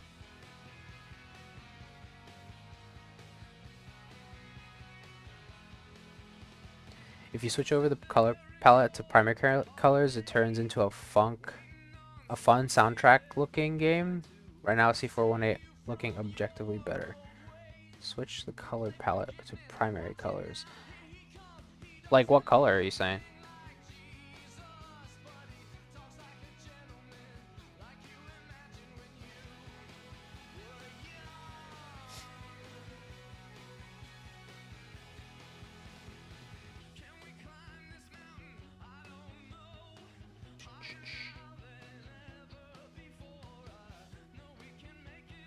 Make it slow.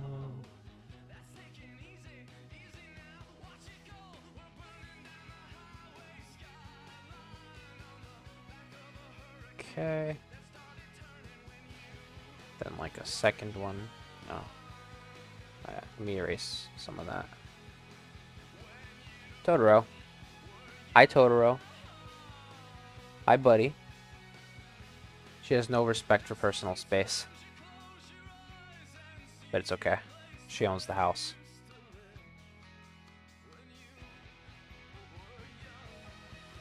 Like if the palette was red, yellow, maybe blue, it would look like it would have a funk soundtrack. I can't imagine that.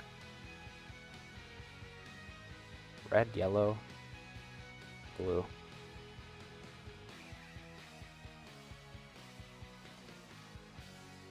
Yeah, my brain is just not allowing me to picture that. But I believe you.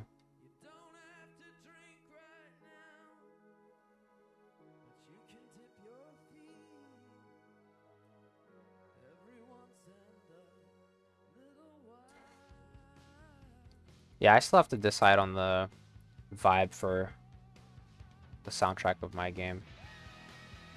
Descent Horizon.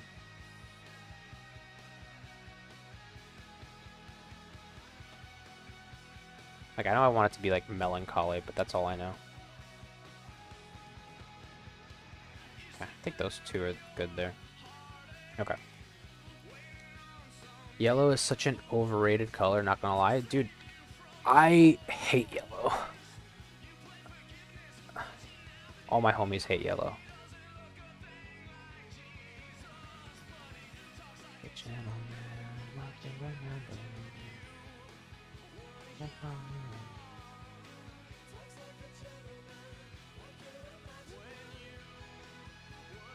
Yeah, yellow. It's not a good color. I don't know. That's like... Nothing good is ever yellow. You know what I mean? Except Minions. I love Minions. Yellow tries so hard to be green without making it obvious for real. Yeah. Yellow wishes it could be green. I just don't like colors that look like stuff that comes out of my body, you know?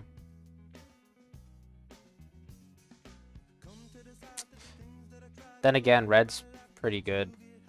Red's a good color. Not my favorite, but red pulls its weight. And that comes out of my body if I get hurt.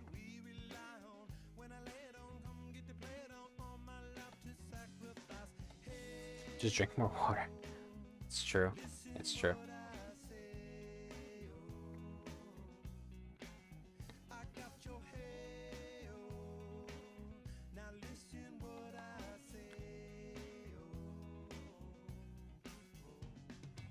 I've been known to eat a lot of watermelon in a sitting, and then I don't have the yellow problem. I think like a few days ago, like 4 days ago or something, I ate a whole watermelon like at once, like in one sitting.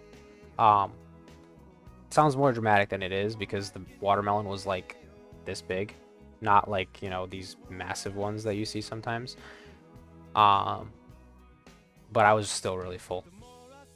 But dude, watermelon is like kind of crazy because like you think it's a lot, right? But it's mostly water, which makes sense.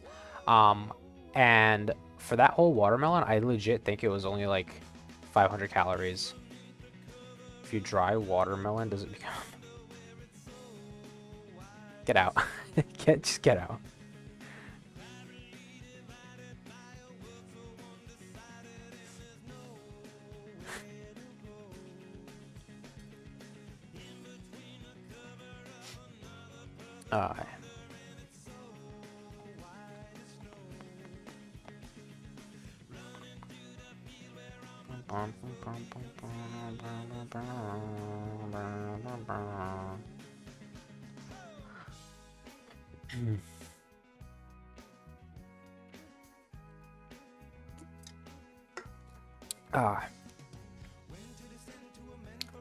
Man, I love watermelon though.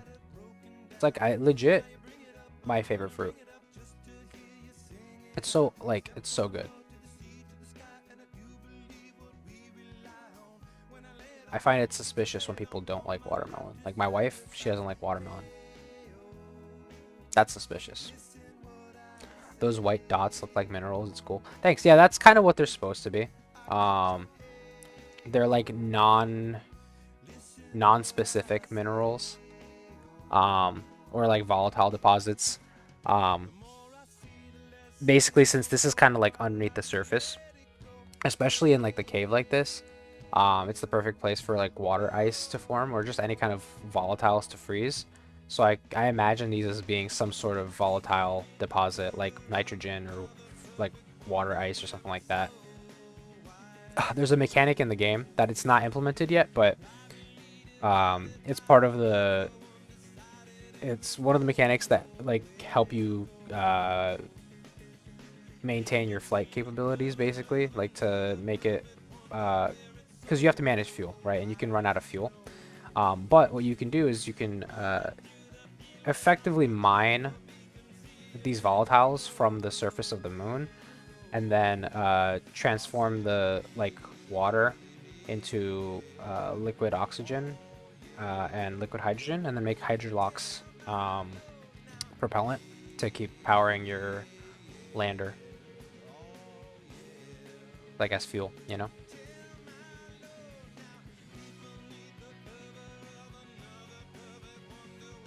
I've been like really careful with all the stuff I've been choosing for the game. Like the setting is in a place where like volatiles could potentially actually exist on the surface, or not on the surface, but in like caves, and like where caves could actually exist, you know, due to lava tubes and stuff like that, and like that kind of thing. Because the whole colony in the game is built into lava tubes, because those things are huge. Like lunar lava tubes can be legit like 50 plus, like I think it was like even more than that. I think it was like 70 meters in size, in diameter. Like that's sizable. That's like for the Americans out there, just trying to do a quick translate, it's probably like that's like 210 plus feet. Lava tubes? Yeah, like basically there's let me see if I can... I have a board where I have a bunch of stuff for the game. So basically, okay, so the game takes place in this very specific crater on the surface of the moon, right here. This is this crater is called Philolaus, and it's on the near side of the moon, meaning it's always in light, right? It's actually like a perfect place to establish a lunar colony, like in real life. It's like the perfect place, because since it's on the near side of the moon, the moon is tidally locked with Earth, meaning like this side of the moon always faces Earth, right? So you always, if you set up a base here, you always have direct line of sight to Earth, meaning you always have radio connection, right? That's one thing, right? Now the other thing is it's pretty close to the lunar's to the moon's south north pole. I think that the moon's north pole is somewhere around here. This is not that far from it, meaning it's significantly cooler in this area, right? That's important because we want water ice, because water ice, well, we're humans and we need water, right? But then water, ice can also be processed into other things. Like you can separate the hydrogen and the oxygen out into separate things and then use them for whatever you need, right? Like for oxygen for life support, or if you make liquid oxygen, you can use that like as the LOX for like fuel and stuff like that, right? So now the other thing though is there's inside of Philolaus, there was like reconnaissance images from I think LRO, Lunar Reconnaissance Orbiter, that found like these little holes right on the surface of this specific crater, and these holes, they line up with these like lines. These are called sinus rhinules, I believe it's pronounced, and basically, or sinus rills, my bad. And basically these are almost like, you can think of them as underground tubes where lava flowed through them at some point. From like, because the moon, you know, it had geographic or geologic activity, so lava would flow through these channels, right, and it would create a tube, and then when the lava would finish passing through, it would leave behind like the empty shell of a tube. So you would literally have like an actual like tunnel created by lava flowing through.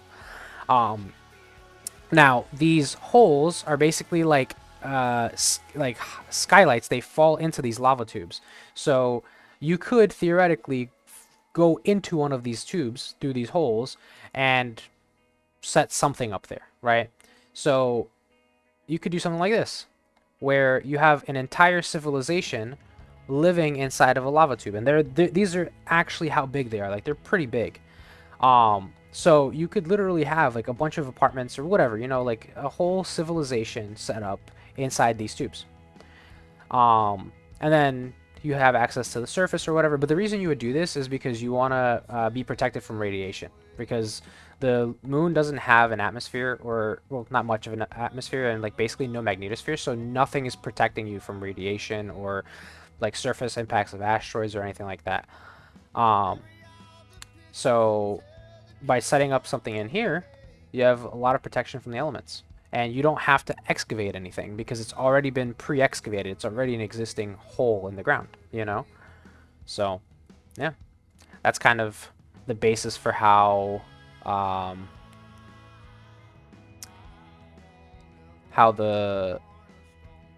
like the colony is set up for the game.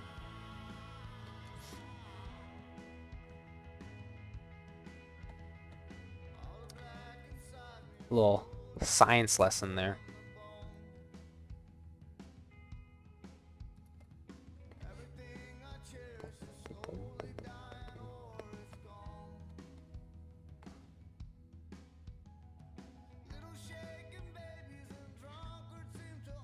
Okay, let's see.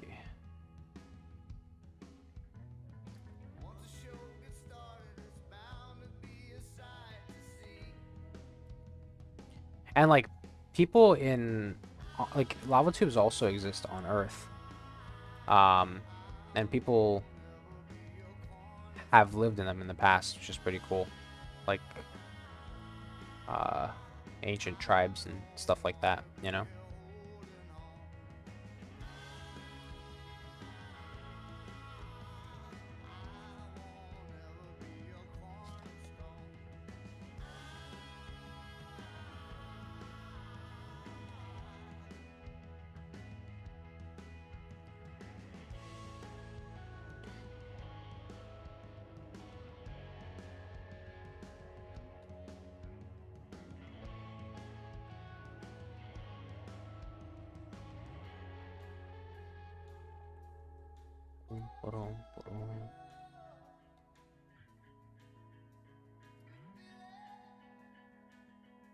I'm actually like surprised that we haven't gotten a blackout, because my lights have been like kind of flickering a little bit.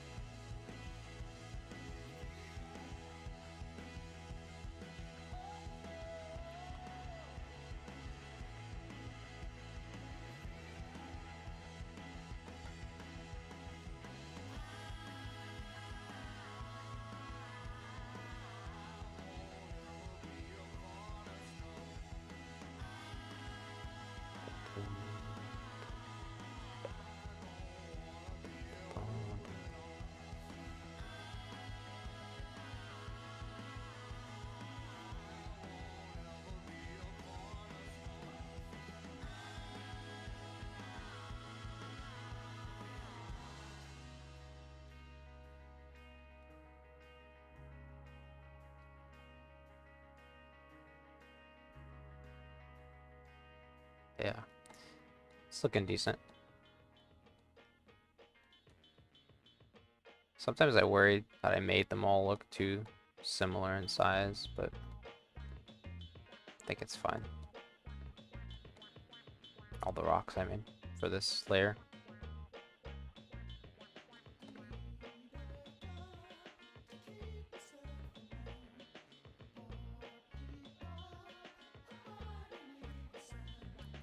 That's too much there, I think. Or maybe I just want like a... Yeah, I think that looks better.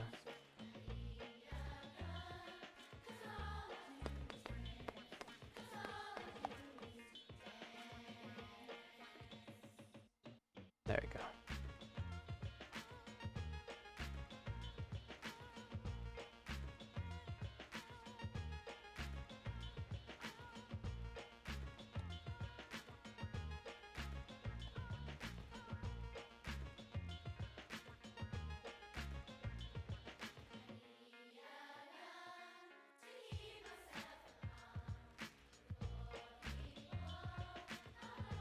Okay, there's that layer done. I can do these. Oh man. My back.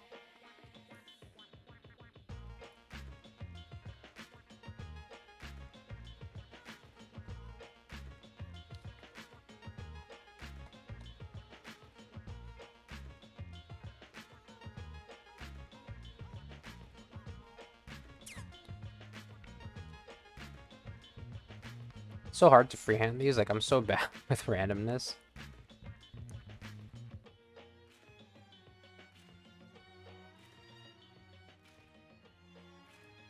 I don't know. A little bigger maybe?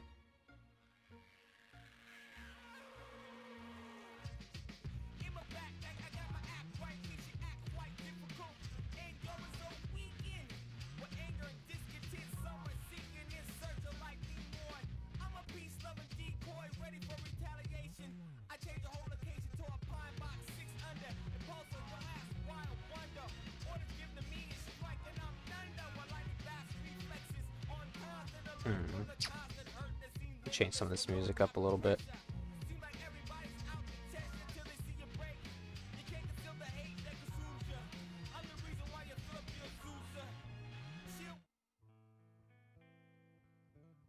Okay. Back to some chill vibes.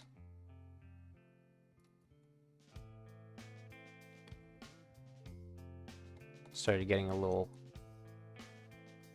loud there.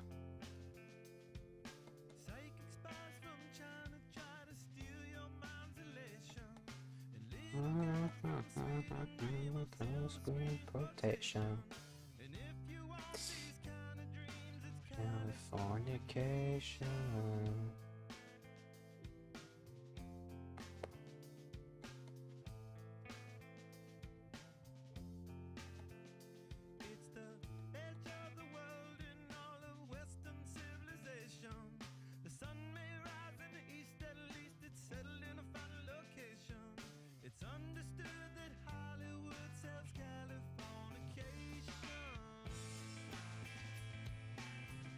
Yeah, I'm just gonna do the major shapes here, and then I'll fill in like the little dots and like the little breadcrumbs after.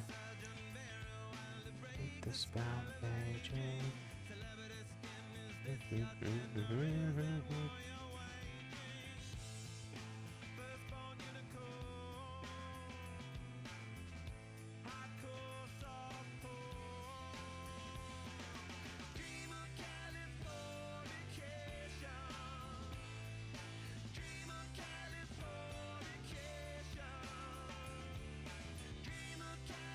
extend this out a little bit actually, so I get more space there.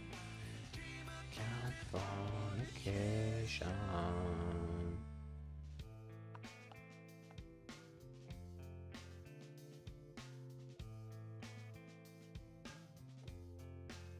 Just I have to check every once in a while, make sure I'm still maintaining a good size compared to what's in other places.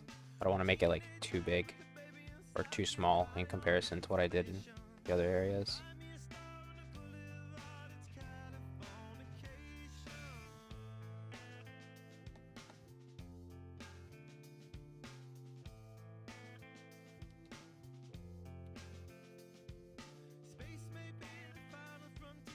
made in Hollywood basement.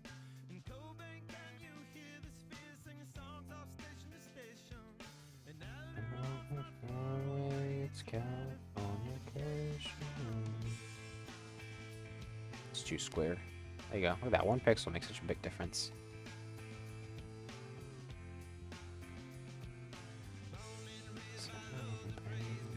The population. Spin that down.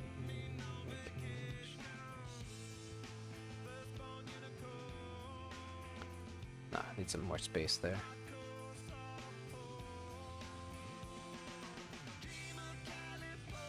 There you go. Okay. So that layer, now I just go and add the speckles in.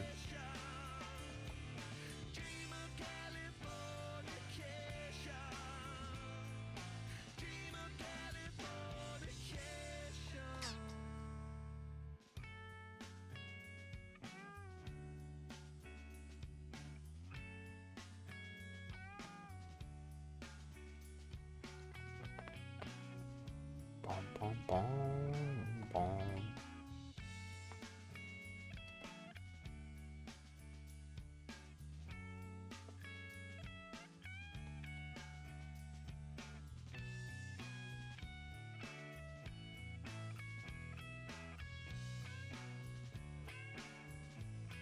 Yeah, those little speckles really bring that together. It's crazy. They look like it looks so sparse without them. And once they're in there, like your eye almost like, at least for me, feels like it loses the individual rocks and makes it look more organic.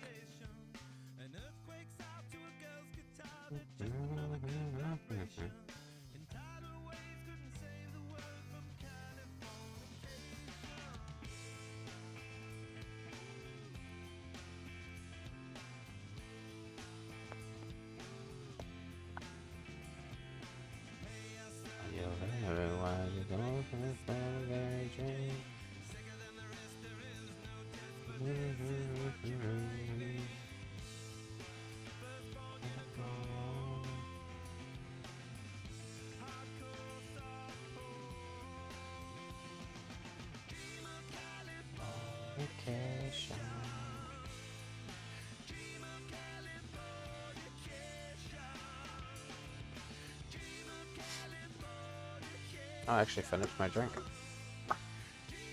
Have some water.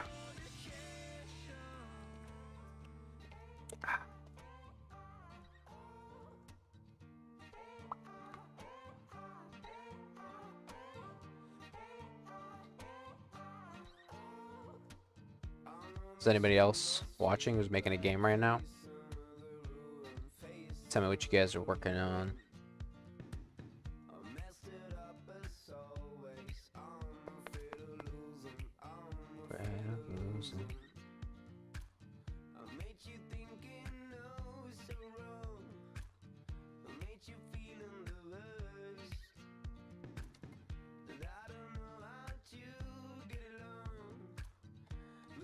Okay. Then what I like to do is take some of this color and like almost add it, like pick a few spots like that to make it almost look like it started mixing in from the layer below it. If that makes sense. Not too much, just like in some sparse areas.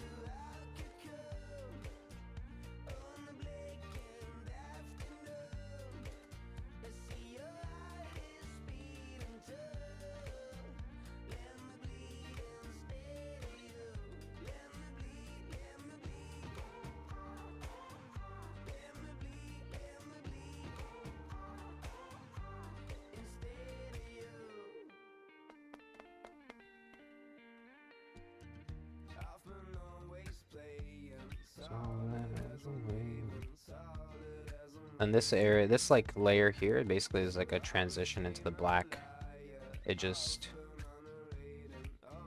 lets us fade out seamlessly, or at least that's the goal.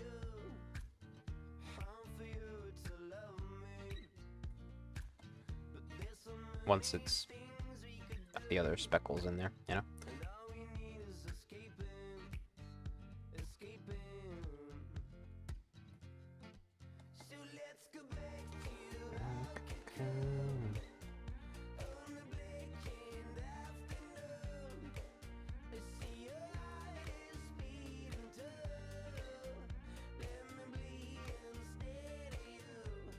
Yeah, not too bad. Now for the finer details.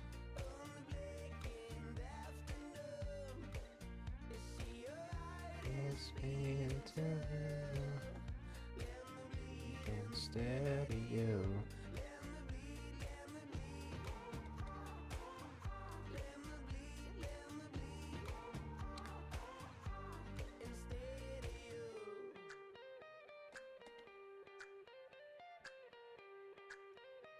What? What's up, man? How's it going, farm? Did did I do something surprising?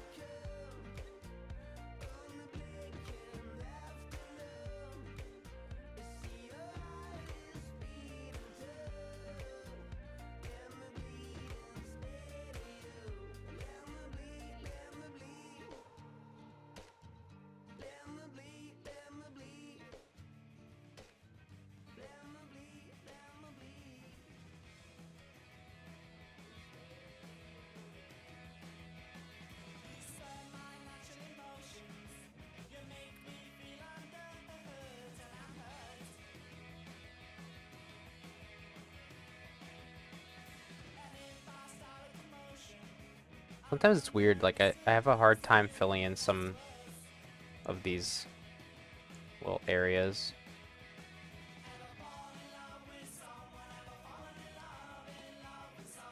I do want it to look sparse though, you know?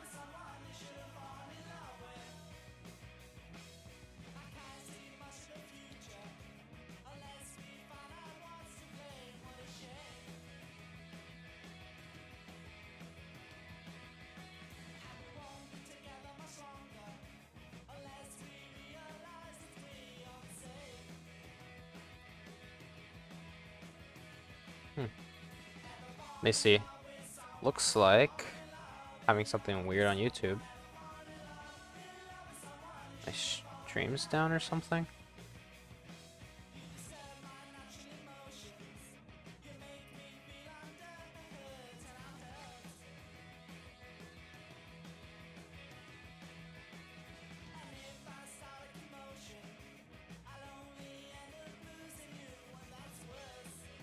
Stream suspended.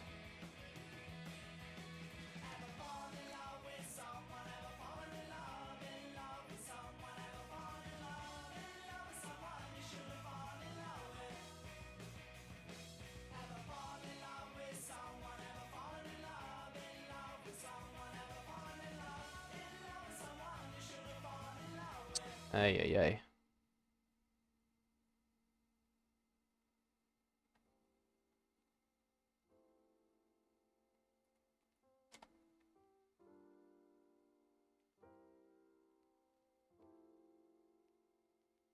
Looks like YouTube suspended my stream or something. Copyright. That's annoying.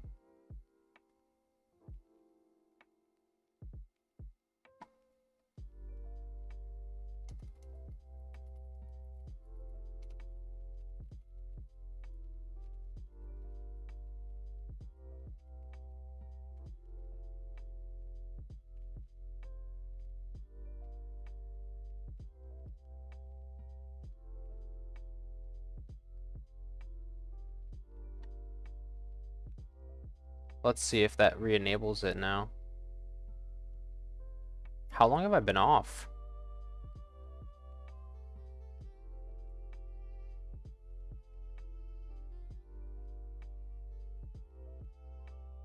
Damn, that sucks.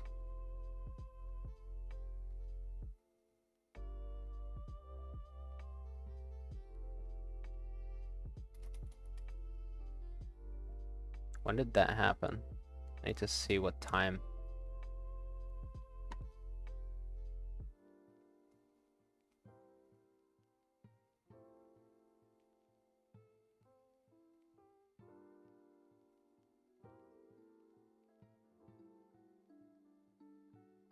Oh, 5 minutes ago? Okay. Hopefully it comes back on fast.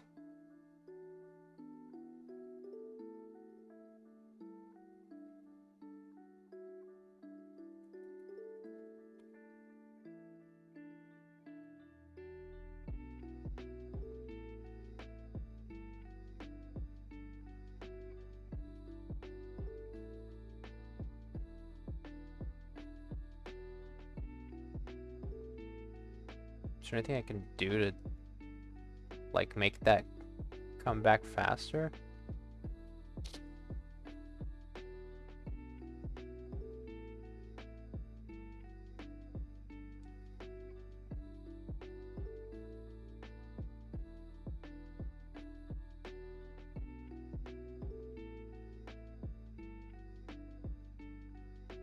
If you plan to continue, please ensure that the content owner has added you. Okay. Alright, hopefully that... Alright, now we're back.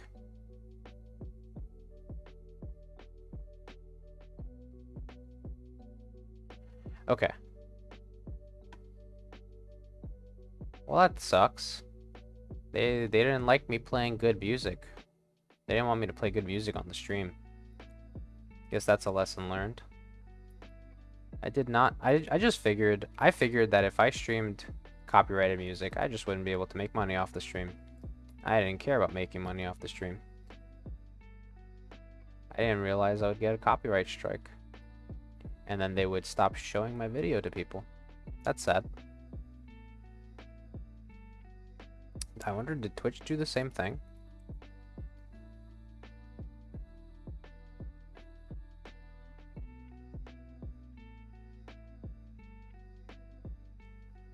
No, Twitch looks fine. Weird. It's just YouTube then. Okay, but we're back now. We're good. We're back.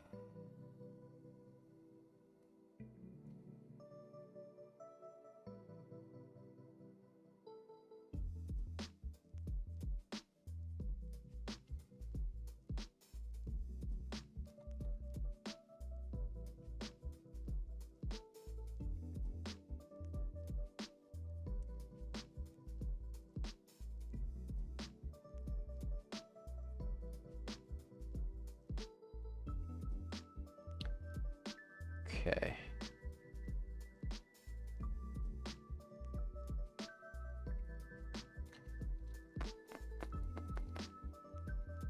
I don't want to make it look like there's too much going on in these. I have to be careful. It's very easy to overdo it.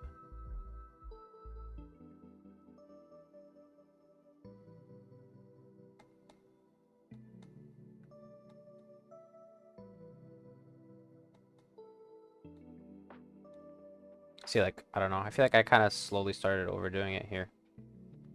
I gotta tone it down a bit.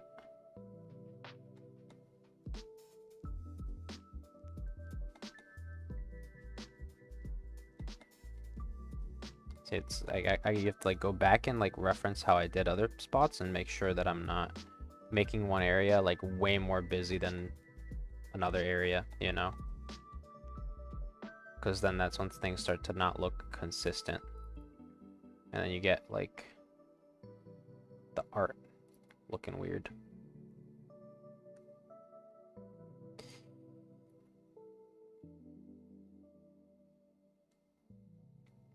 Okay.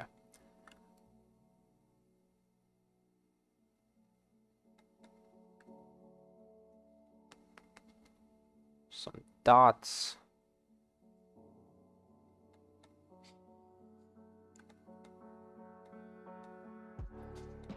And then I'm gonna go through the whole thing after and then add like one more layer of like further out dots to kind of sell the feeling that it's like fading out, you know?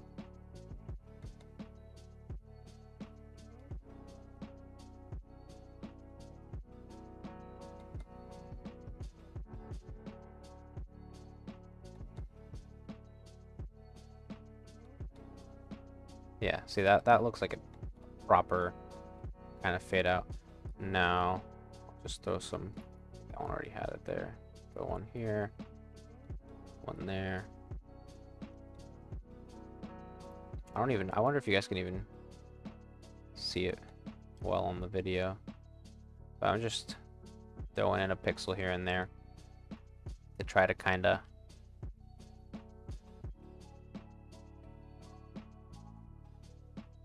make it look like it's fading out further.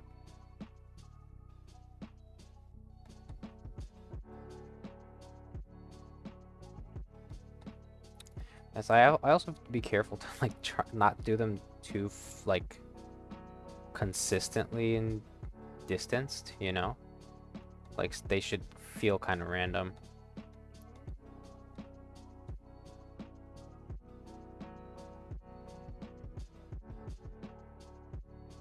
Yeah, I think that's fine.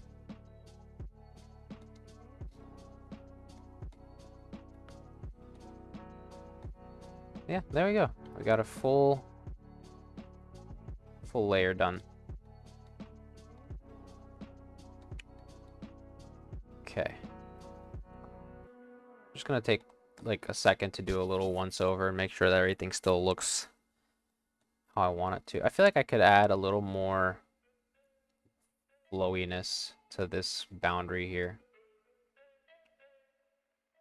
Maybe something like a little bit like that in that spot. Pull it out a little more here. Maybe a little more here as well. Just to make it look a little more irregular so it doesn't look like a perfect, like, curved line, you know? Then bring it down in a few spots. Yeah. This looks a little bit too sharp here. Okay, that looks decent. Alright. Then, I think one more thing I can do. I'm gonna add some cracking to this. So I already have some cracks here. Basically, this area had a crack, and from the crack, things like collapsed. There was, let's say there was like more landmass here, right? Or like that, whatever, it doesn't matter. The cracking happened and then it collapsed. That's kind of what the vibe is here that I'm going for. Like this crack would have been connected to that, right? This is also collapsed here from the other side. We don't have to have necessarily a crack along exactly like how that was, but I kind of want to add something similar on this side to really sell that story.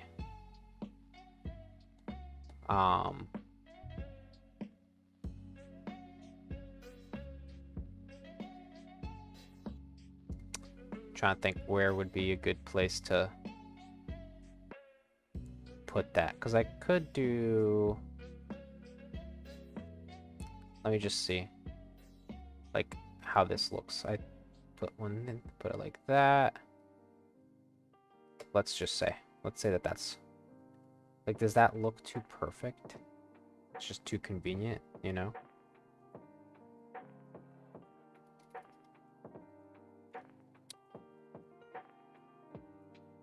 I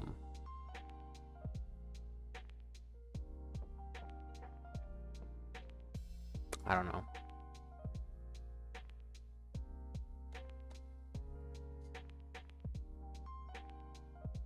But then again, that is where it would be. That is where the crack would be. Maybe I just don't like the angle of it so much.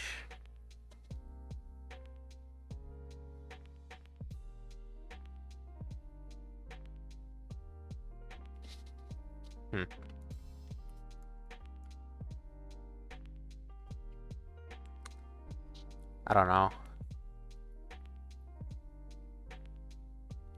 Let me see, what if I do a crack coming this way.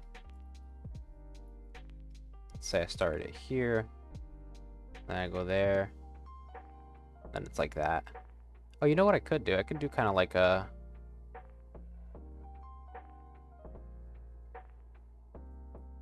have it like that. Maybe? Maybe I want to go further down. Further down and then out. Just kind of testing how that would feel. Because then that makes sense. That's like, let's say that's where the mass would have connected. And then that whole chunk just comes off. And then it just makes this area look kind of unstable as well. I think that works. Okay. Let me grab this shading stuff. Go like that. Just shade in the crack. Give it a little bit of depth.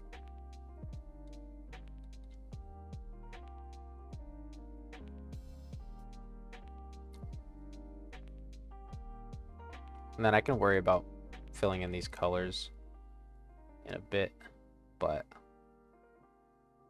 that's good at least for there.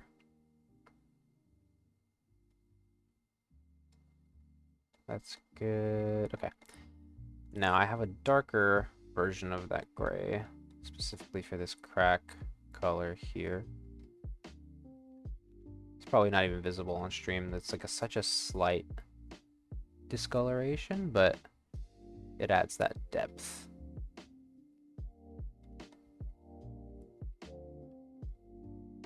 Now here is where I almost need to be kind of careful with what I do, because like I probably wouldn't have too many rocks continuing to exist. Heck, right next to the crack, or like they would have gotten kind of shifted, you know. Something like that, maybe. And then I just need to kind of move this rock over a bit so that it looks less connected to the crack. See, now this crack going straight to that through that rock, it's weird because like in theory it would have kind of looked for the path of least resistance, right? So it should have gone around the rock. It wouldn't have cracked straight through the rock. So all that really tells me is like remove this rock, right? Because there probably wouldn't be a rock there. It would have found the path around them. So then I just do something like this instead. I move the rocks over so that it looks as though that crack found the perfect path in between the rocks, you know?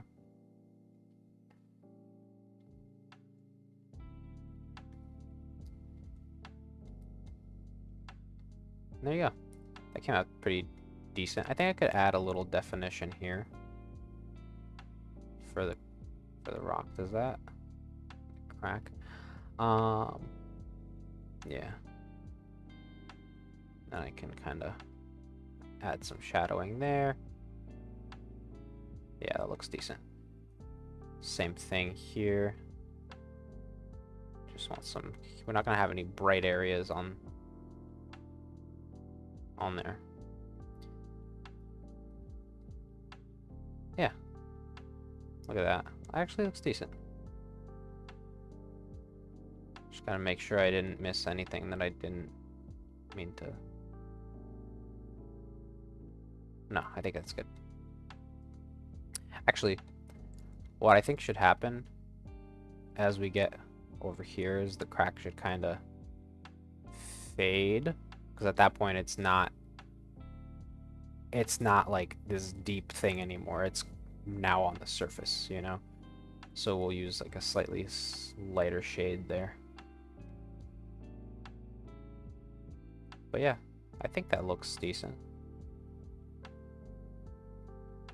Now this is at like in trouble of falling, but it doesn't necessarily mean that it had to have fallen. Okay, that's good, I think. All right, I think I'm at a good stopping point for tonight. What did we do today? We kind of, where did I start? I think I started, I didn't actually do that much. Art is slow, but I did like this chunk right here, I think. Yeah, looks decent. I might go back in and add some more definition to it later, but it looks fine.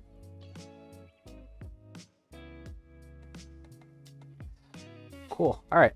Well, thank you everybody for joining. Whoever came out and chatted and hung out with me, it was awesome.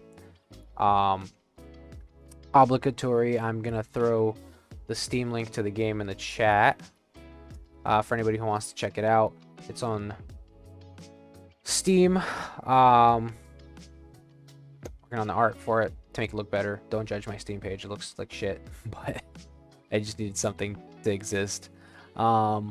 But yeah, all right. I will see you guys all next Thursday. Everybody have a good night.